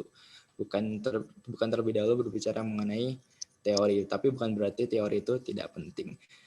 Itu kurang lebih dari saya. Mungkin teman-teman jika ada yang ingin ditanyakan atau didiskusikan, bisa langsung on mic, atau kalau malu-malu buat on mic boleh kirim pertanyaan di kolom chat. Nanti bisa saya bacakan gitu, untuk kemudian nanti kita bisa diskusikan bersama-sama. Baik. Itu ada satu pertanyaan panjang, cukup panjang ya. Oke, izinkan saya bacakan terlebih dahulu. Dari Oktri Ditya Saraswati. Bagaimana sih memahami purpose study yang benar selain menanamkan niat dan rasa ingin meningkatkan sikap kritis kita dan juga kepekaan terhadap suatu masalah. Karena masalah sosial itu pastinya banyak di sekeliling kita, akan tetapi terkadang kita sulit untuk peka terhadap itu. Karena saya rasa ada normalisasi dari masyarakat maupun kita sendiri kepada lingkungan, sehingga permasalahan itu tidak ketara dan kitanya cenderung acuh dan menganggap semua itu berjalan dengan normal. Apakah keakraban antar kita as a student of society itu tidak cukup dalam kemampuan membuat penilaian terhadap sesuatu permasalahan, atau kita malah justru terlalu naif? Oke. Mungkin itu dulu, Pak. Ya, oke. Satu soalan yang bagus. Malah ini soalan sosiologis ini. Ini Yun, you have achieved, ya. Jadi kalau soalan-soalan ini memang wajar datang dari anak-anak sosiologi. Ya. Persoalan sama ada kita ini sudah sudah dinormalkan, ya, normalisasi ya, dengan hal-hal yang sebenarnya tidak mau ataupun jarang mau diangkat.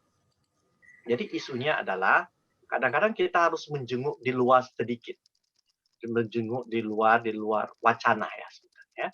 Sebab itu saya merekomendasi, coba kita lihat bagaimana teman-teman yang di luar sosiologi membicara tentang masyarakat.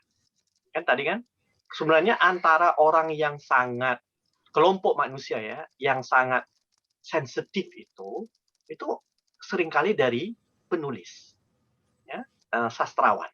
Ya, bukan semua penulis lah ya, sastrawan yang bagus lah gitu ya. Coba begini, Anda dapat melihat persoalan kekerasan, bagaimana adabnya sisi negara, bagaimana ada sisinya institusi negara, ada sisinya masyarakat sendiri, ada self censorship. Ya. Itu kalau Anda baca cerpennya Senogumiro Adiyarma, itu menarik itu. Ya. Profesor ini dia mengajar kan, dia mengajar di mana saya lupa, antara kampus mana itu. Tapi dia kan penulis besar itu, Senogumira, cerpen-cerpennya itu ya, saksi mata gitu-gitu. Itu kalau Anda mau baca tentang state violence itu jelas. Di saat kita sudah menganggapnya itu biasalah orang yang hilang dari rumah, orang yang sudah dihukum sebagai political detainee dan begitulah ya. Tetapi karena itu tidak pernah menjadi sebagian dari korpus sosiologi, tapi sudah diangkat oleh orang-orang yang di luar. Jadi makanya kita kan terpanggil, kenapa ya kita membuat perbandingan? Kenapa kok kalau orang-orang sastrawan sudah bicara, kenapa kita tidak bicara?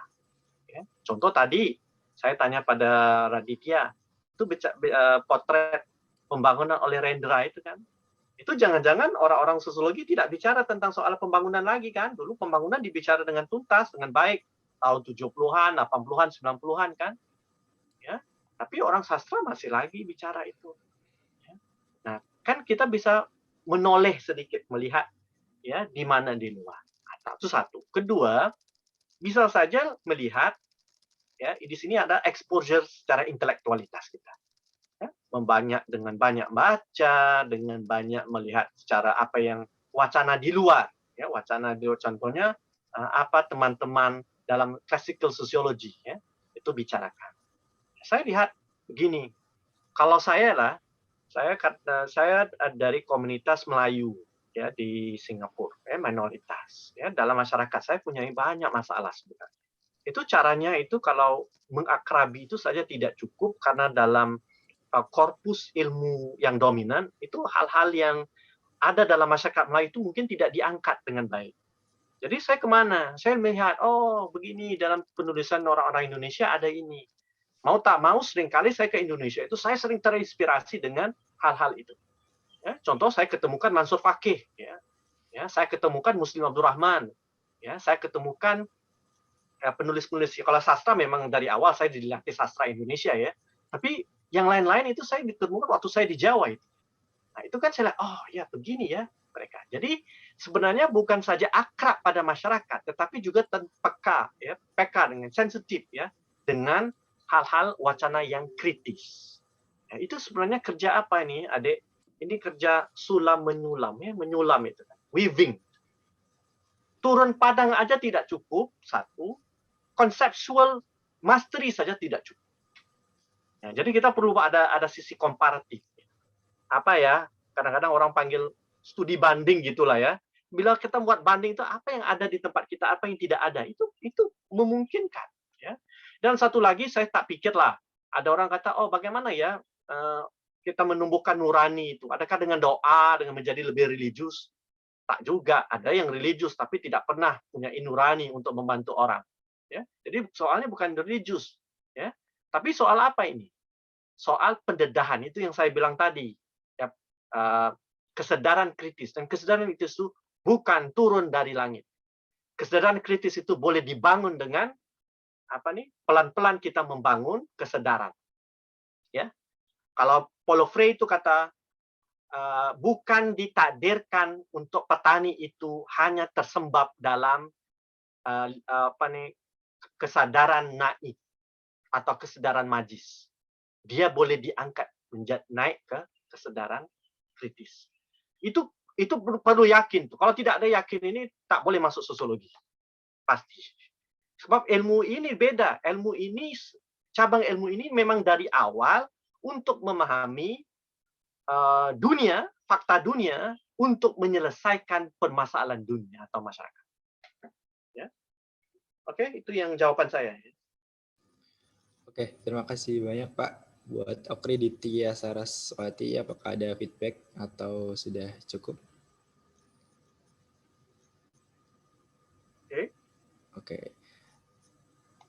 Oke, terima kasih.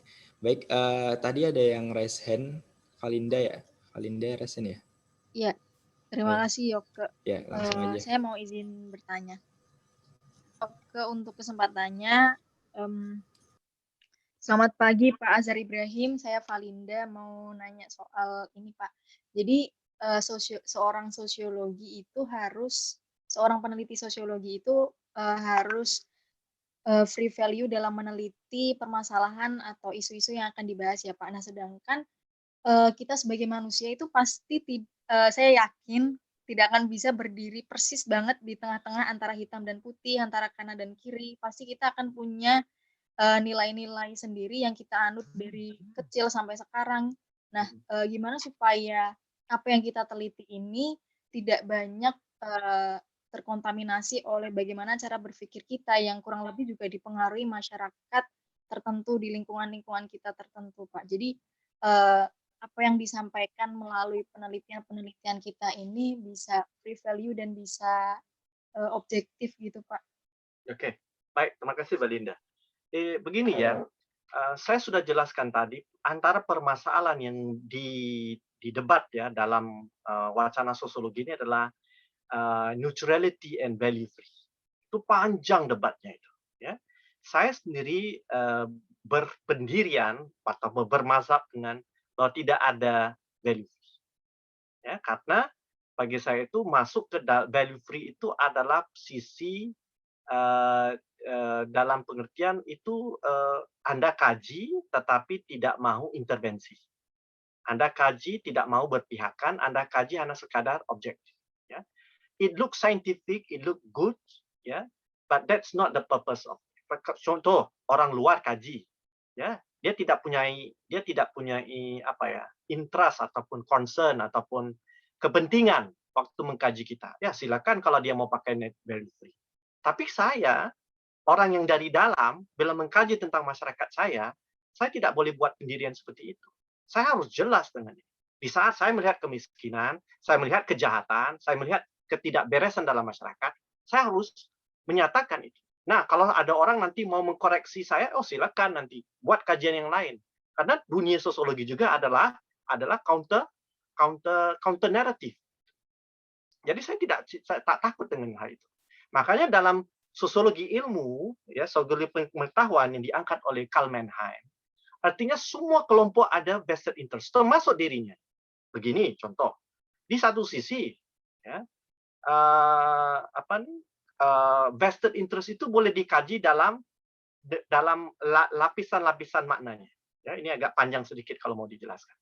Satu adalah lafaz luar, yaitu objective meaning, makna objektif. Kedua adalah makna yang menurut Karl Mannheim makna ekspresif.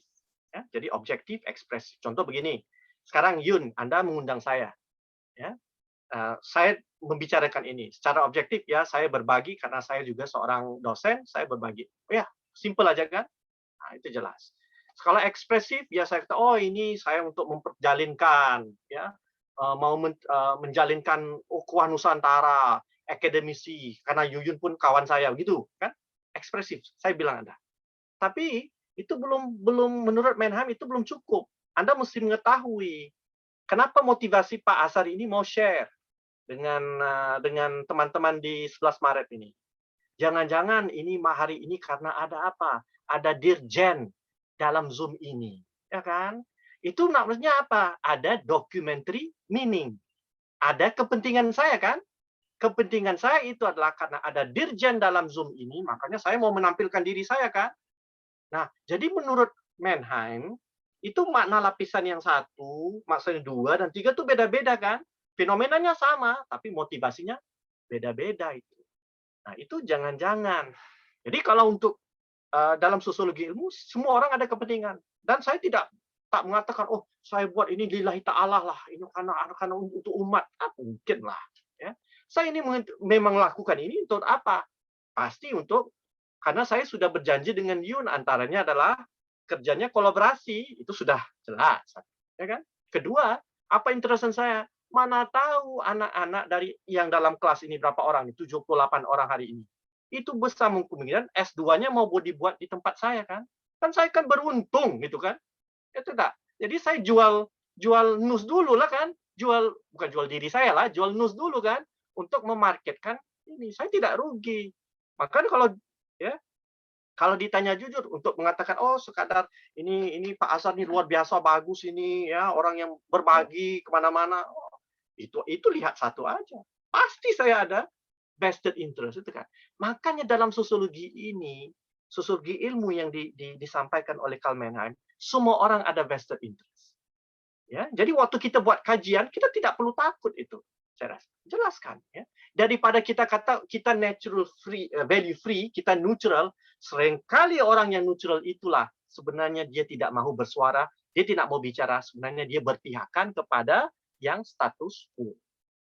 Itu yang terjadi. Malahan sudah banyak itu Chomsky dan Howard Zinn sudah habiskan pembicaraan ini di Amerika. Ya, cuman hal-hal ini tidak disambut dengan baik ya, karena dia dianggap sebagai sesuatu yang unacademic, unscientific. Ya, karena the moment Anda berintervensi, berpihak, itu Anda tidak objektif. Ya. Jadi terpulanglah. Ya. Akhirnya dunia sosiologi juga terpulang, ada macam-macam sosiologi ya sebenarnya, ada macam-macam color. Kalau Anda kan pikir mau masuk hanya sekadar untuk value tree, ya silakan. Ya, tapi pasti karya Anda tidak akan kemana. Mansur Fakih itu orangnya orang sosiologi itu, ya, orangnya pendidikan. Tapi kalau kita lihat dia itu tidak perlu berfungsi di kampus. Dia hanya di luar saja di NGO. Tapi lihat keberlangsungan karya beliau itu sepanjang walamnya tidak dikenal orang, tapi karyanya masih dibaca oleh anak-anak di luar NGO-NGO. Kenapa? Karena ada sisi keberpihakan itu. Dia tidak berpretensi main neutrality, kaji tentang masuk dalam kampung ke Indonesia, desa-desa, ada sisi value chain. Dan seringkali, maaf saya bicara ini, orang-orang kampus yang selalu kadang-kadang value free, tidak mau, campur tangan, turun tangan, tangannya bersih. Teoritisnya bagus, ya silakan. Tapi ingat, ya selepas Anda pensiunan, tak mungkin ada orang bahkan akan baca Anda. Itu sudah ditakdirkan. Saya lihat sendiri itu. Baik. Oke, terima kasih Pak. Mungkin satu lagi tadi sepertinya Alifa ingin bertanya ya. Oh iya teman-teman, ini kita batasin sampai jam 12 ya, biar tidak terlalu mengganggu aktivitas teman-teman jika nanti ada agenda yang lain. Buat Alifa, silahkan kalau ada yang ditanyakan. Oke, Raditya, atas pertanyaannya, atas kesempatannya. Mungkin saya mau melebarkan sedikit dari pertanyaan Valinda tadi. Soalnya agak sedikit filosofis ya. Saya baca Mannheim's Paradox dan saya jadi kepikiran kalau in social science, what is objectivity if not simply intersubjectivity of the thinkers? Dan tadi Bapak sempat membicarakan soal neutrality dan value dalam sosiologi yang mengkaji tanpa intervensi. Nah, kalau soal neutrality, saya udah ngerti lah kayak ada false comparison, itu tidak baik, dan lalala. Nah, tapi kayak dari SMA dulu, kami tuh udah diajarin bahwa sosiologi itu sifatnya non-etis, di mana permasalahan itu tidak disoalkan nilainya. Jadi apakah posisi yang harus kita ambil sekarang itu menjelaskan fenomena secara non-etis, tapi in the end kita tetap evaluasi dengan nilai kita sendiri sebagai peneliti, atau bagaimana ya? Ya, oke. Jadi Alifa, mungkin juga saya juga waktu saya belajar tahun 90-an itu masuk dalam sosiologi itu didominasi oleh dipanggil positivistic. Ya, positivistic social sciences, ya, maknanya sisi empirical, sisi natural value free itu semuanya mendominasi. Ya. Waktu saya belajar itu masih ada lagi bapak-bapak dosen yang bicara tentang behaviorism dan functionalism, masih ada itu. Ya.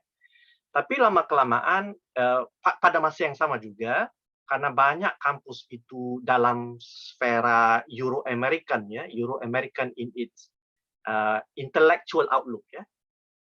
Jadi positivism itu dianggap sebagai non-issue ataupun tak ada orang yang bermasalahkan. Nanti datanglah pada 80-an itu variant group ataupun dari classical sociology sendiri seperti Mannheim itu sebenarnya sudah berdenyut di tempat kita itu semenjak 60-an. Cuman dia tidak masuk mainstream. Karena mainstream yang positivistik itu ya, itu mendominasi banyak kampus, hampir semua kampus malahan. Ya. Tapi yang anehnya itu adalah selepas beberapa lama orang sudah lihat, no, kalau gini sosiologinya tidak bergerak itu. Ya, di mana sisinya itu? Sedangkan ada tempat-tempat lain, kajian-kajian ilmu lain yang timbul waktu itu cultural studies itu. Cultural studies itu timbul itu sebagiannya itu adalah reaksi dari itu. Orang sosiologi makin lebih theoretical dari sociological. Ya. Ataupun sudah masuk yang saya sebut tadi, studying sociology without society. Itu paling tragis ya. Jadi Alifa, soal etis ini sebenarnya kalau kita lihat pada persoalan big theoretical foundation in sociology, ya. Contohnya kita ambil ya, Weber, Durkheim, Sorkin, Mannheim, yeah, and these are big, and even let's say if you want to extend Marx, itu persoalan etis itu tidak mungkin ya disuspend atau ada sisi ambivalence tidak ada. Persoalan etis harus menjadi perkiraan. Jadi sebenarnya kita ini sudah sudah dikondisi. Saya juga dulu belajar itu di kondisi seperti itu. Jadi akhirnya itu kalau kita lihat, coba kita lihat proyek besar dari Mannheim itu sendiri. ya, dari sosiologi ilmu, kemudian masuk kepada sosiologi reconstruction, dan sebelum dia mati sosiologi of education. Artinya ada apa modus operandi itu. Kaji tentang epistemology, kaji tentang apa nih competition of ideas, kaji tentang reconstruction, dan kaji bagaimana untuk transmisi ide. Tak ada di tempat sisi yang non etis. Nah, saya bermasalah di sini. Sebab itu dari awal kuliah ini saya berpendirian itu, dan saya menghormati teman-teman yang berpegang, sebab persoalan ini memang sudah lama dibicarakan. Dan cuma persoalan yang saya mau bawakan adalah begini. Kalau Anda berpegang kepada, saya tak bilang Anda berpegang, kalau sekiranya kita berpegang kepada yang non-intervention, non-etis, ya, need to be neutral gitu-gitu, itu sebenarnya bisa ya memungkinkan, ya, tetapi sebagai suatu fungsi sosiologi, ya, itu tidak akan dibawa kemana. Ya, akhirnya anak-anak kita itu terlatih, ya, dilatih dengan ilmu-ilmu yang macam-macam, akhirnya mereka menjadi anak didik yang sebenarnya technician. Dia bukan intelijensia, dia bukan intelligence, dia bukan intelijensia, tapi technician. Ya. Dan anak-anak yang mau kita lahirkan, masyarakat yang kita mau lahirkan, mesti ada 4 sisi yang fungsional itu. Ya. Ini bukan functional school, ini intelijensi yang berfungsi. Pertama, orang yang mampu melihat masalah dalam masyarakat. Kedua, orang yang mampu untuk mendefinisi masalahnya itu. Ketiga, orang yang mampu untuk menganalisis dengan segala ilmu bantu yang ada. Dan keempat, orang yang bisa membawa jalan keluar. Nah, dalam sisi inilah saya rasa itu harapan pendahulu sosiologi yang dari awal. Ya, semisalnya pun kalau kita tarik seawal-awalnya pun dari Ibnu Khaldun yang dianggap sebagai bapak sosiologi modern, itu sebenarnya sisi etis itu, sisi evaluatif itu tidak boleh menjadi sesuatu yang kita tangguhkan. Okay, we suspend or we postpone. Itu pendirian saya. Thank you. Oh, jadi kayak tanggung jawab sosial akademik juga ya Pak, yang di sociological imagination kita berhutang dengan masyarakat sebagai akademik. Yes, ya, itu ya, benar. Oke, terima kasih Pak, sudah sangat jelas. Ya, Oke, mantap. Mungkin karena udah mendekat jam 12, satu lagi deh, terakhir banget. Mungkin tadi Cesa kayak ngechat mau tanya gitu. Iya, Pak, tadi saya di slide-slide awal kan Bapak bilang mengenai kerusakan yang di masyarakat. Nah, itu kan ini ada kaitannya dengan apa sih beban kita terhadap masyarakat? Apa sih yang akan kita lakukan kepada masyarakat? Nah, itu kerusakan yang dimaksud itu seperti apa? Sedangkan apakah itu berhubungan dengan patologi sosial? Nah, kalau berkaitan dengan patologi sosial berarti ini hubungannya menyebabkan apa ya? Menyebabkan ketertindasan terhadap masyarakat itu yang marginal itu gimana ya? Masih berjalan terus. Padahal pentingnya sosiologi itu untuk mengkritisi dominasi dan marginalisasi, Pak, di poin fokus tadi. Gimana ya, Pak? Maaf. Ya, sememangnya itu yang saya bicarakan, bahwa kerja sosiologinya itu adalah mengurangkan keperitan, keazaban, kesusahan masyarakat di dalam lingkungan kita ini kan. Nah, itu kerja sosiologi. Ya, betapa Anda punyai metode yang sophisticated, bla bla bla, oke, silakan mau terapkan. Tapi ujungnya itu adalah mengurusi hal-hal ini, membereskan. Nah, contoh yang paling jelas sekali lah itu kemiskinan kan, ketertindasan orang, ya, baik dia petani, baik dia minoritas, ya, dan ini harus kita ini. Kalau tidak kita tanya sendiri, siapa yang harus bicarakan ini? Tanya ya. Kalau tidak dibicarakan, kita tanya, adakah dibicarakan oleh kewartawanan? Adakah dibicarakan dalam wacana agama? Adakah dibicarakan dalam wacana sejarah? Adakah dibicarakan dalam sastra? Adakah dibicarakan dalam geografi? Apalah. Rata-rata kalau kita lihat, tak ada orang bicara nih. Kalau orang tidak bicara, ayo. Inilah tugasnya sosiologi kan. Bentar lagi itu kan persoalan manusia dan masyarakat. Tak mungkinlah ya kita hanya masuk sosiologi hanya bermain-main dengan konsep gitu. kerjanya bukan main konsep. Coba adik lihat ya. Itu teman-teman bapak-bapak sosiologi itu kan. Itu semuanya di paceponnya mereka tuh semua masalah kan. Marx itu menulis Das Kapital itu untuk memeningkan kepala kita kan? Tidak. Marx dia menulis Das Kapital itu untuk membicarakan apa? Ya, sisi daripada Industrial Revolution yang telah menginjak ya orang-orang yang di bawah itu kan. Nah, itu dia nulis itu. Kenapa kalau pembicaraan Emil Durkheim itu tentang elementary form of religious life, itu kan ada mechanical solidarity dan sebagainya. Sesatu sisi dia menjelaskan, satu sisi juga dia mengatakan, ada perkara-perkara yang sebenarnya kita tidak mau melihat. Ada pengaruh agama dalam beberapa aksi sosial.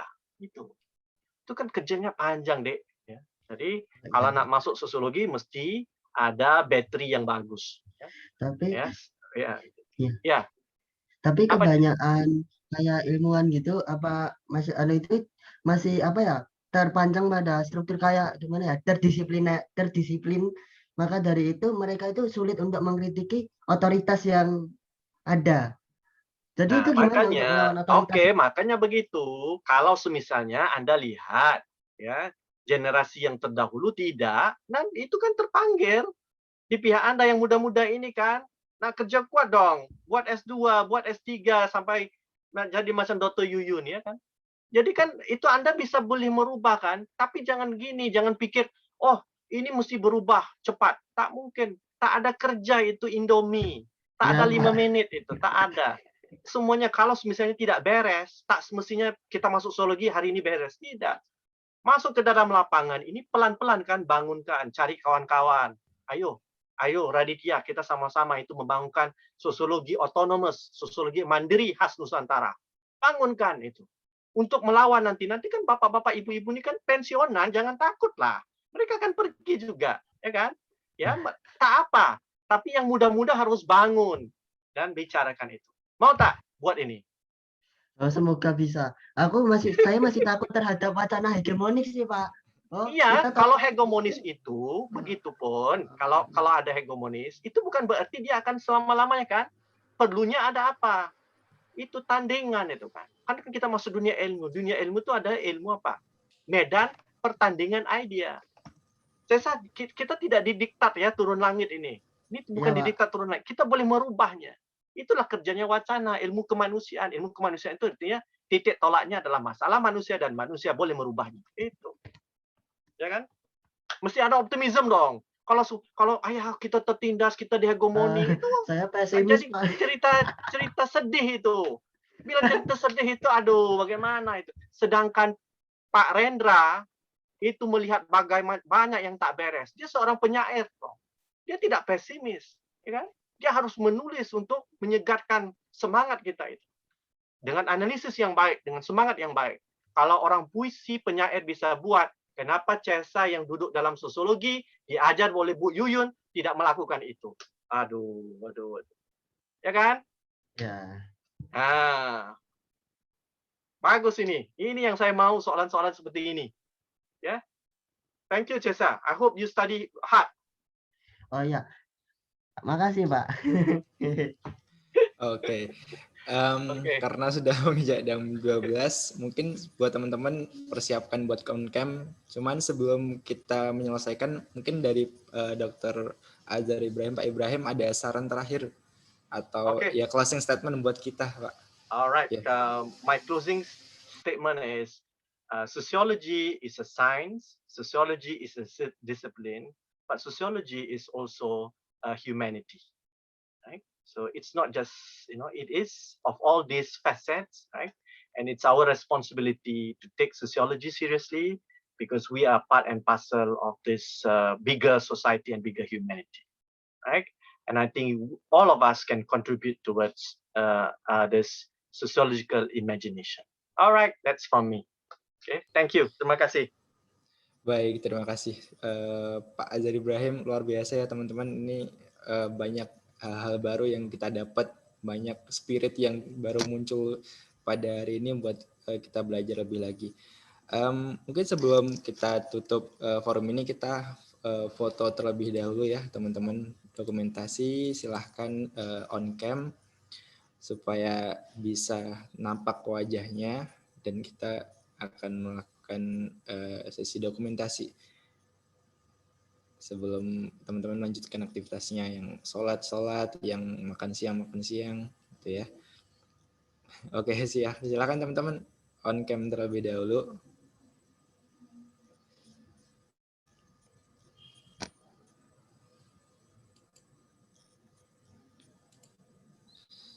Oke.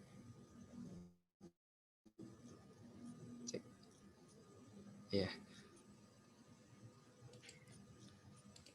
Oke, sambil menunggu, menarik sekali ya kita, apalagi yang terakhir tadi, sepertinya menarik sekali untuk dibicarakan lebih lanjut, tapi sayangnya sudah menginjak di detik-detik jam 12, jadi tidak enak buat teman-teman mungkin yang ada agenda lain. Baik, langsung saja aku hitung buat sesi fotonya. 1, 2, 3. 1 kali lagi. 1, 2, 3. Oke. Terakhir, terima kasih banyak pada Pak Azhar Ibrahim atas ilmunya, atas spirit yang diberikan kepada kita, yang Pak Azhar Ibrahim jauh di sana, tapi spiritnya bisa sampai di sini gitu ya, berkat teknologi. Mungkin itu saya Raditya Yoke sebagai moderator. Mohon maaf apabila ada salah. Mungkin itu saja yang bisa saya sampaikan pada siang hari ini. Sekian. Wassalamualaikum warahmatullahi wabarakatuh. Saya kembalikan ke Bu Yuyun. Makasih Raditya. Sama-sama Ya, Pak terima Azhar. kasih ya Pak. Ya itu tadi ya teman-teman ya, banyak sekali hal-hal atau pengetahuan baru gitu ya yang kita bisa pelajari, kita diskusikan tadi dengan Pak Azhar. Dan untuk lecture series dan student forum selanjutnya masih dengan Pak Azhar ya, jadi kita masih mau belajar lagi dengan beliau tentang tadi yang sudah Bang Azhar bilang tadi sedikit dicuplik tadi ya tentang autonomous sociology ya, sosiologi yang otonom di Nusantara atau sosiologi Nusantara. Nanti kita belajar lagi dengan beliau, pasnya mungkin di tanggal berapa? 27 April ya? Ya, 27 April. 27 April kita akan belajar lagi dengan beliau. Oke, sekali lagi terima kasih Pak Azhar Ibrahim yang dari jauh-jauh Singapura sudah mentransfer tadi seperti Yoke bilang ya, spiritnya. Jadi saya ingat tentang Max Horkheimer ya, tentang teori kritis dan teori tradisional. Ini tadi pas banget untuk menceritakan tentang apa yang sudah dijelaskan oleh Pak Azhar. Oke, terima kasih teman-teman semuanya ya sudah bergabung dari mahasiswa UNS, juga tamu dari luar UNS. Tadi saya melihat ada Bu Eva dari dosen Kudus begitu ya, dari siapa lagi Pak Hasnan Bahtiar ya dari UMM Malang gitu. Terima kasih semuanya dan sekian dari kami dari Prodi Sosiologi.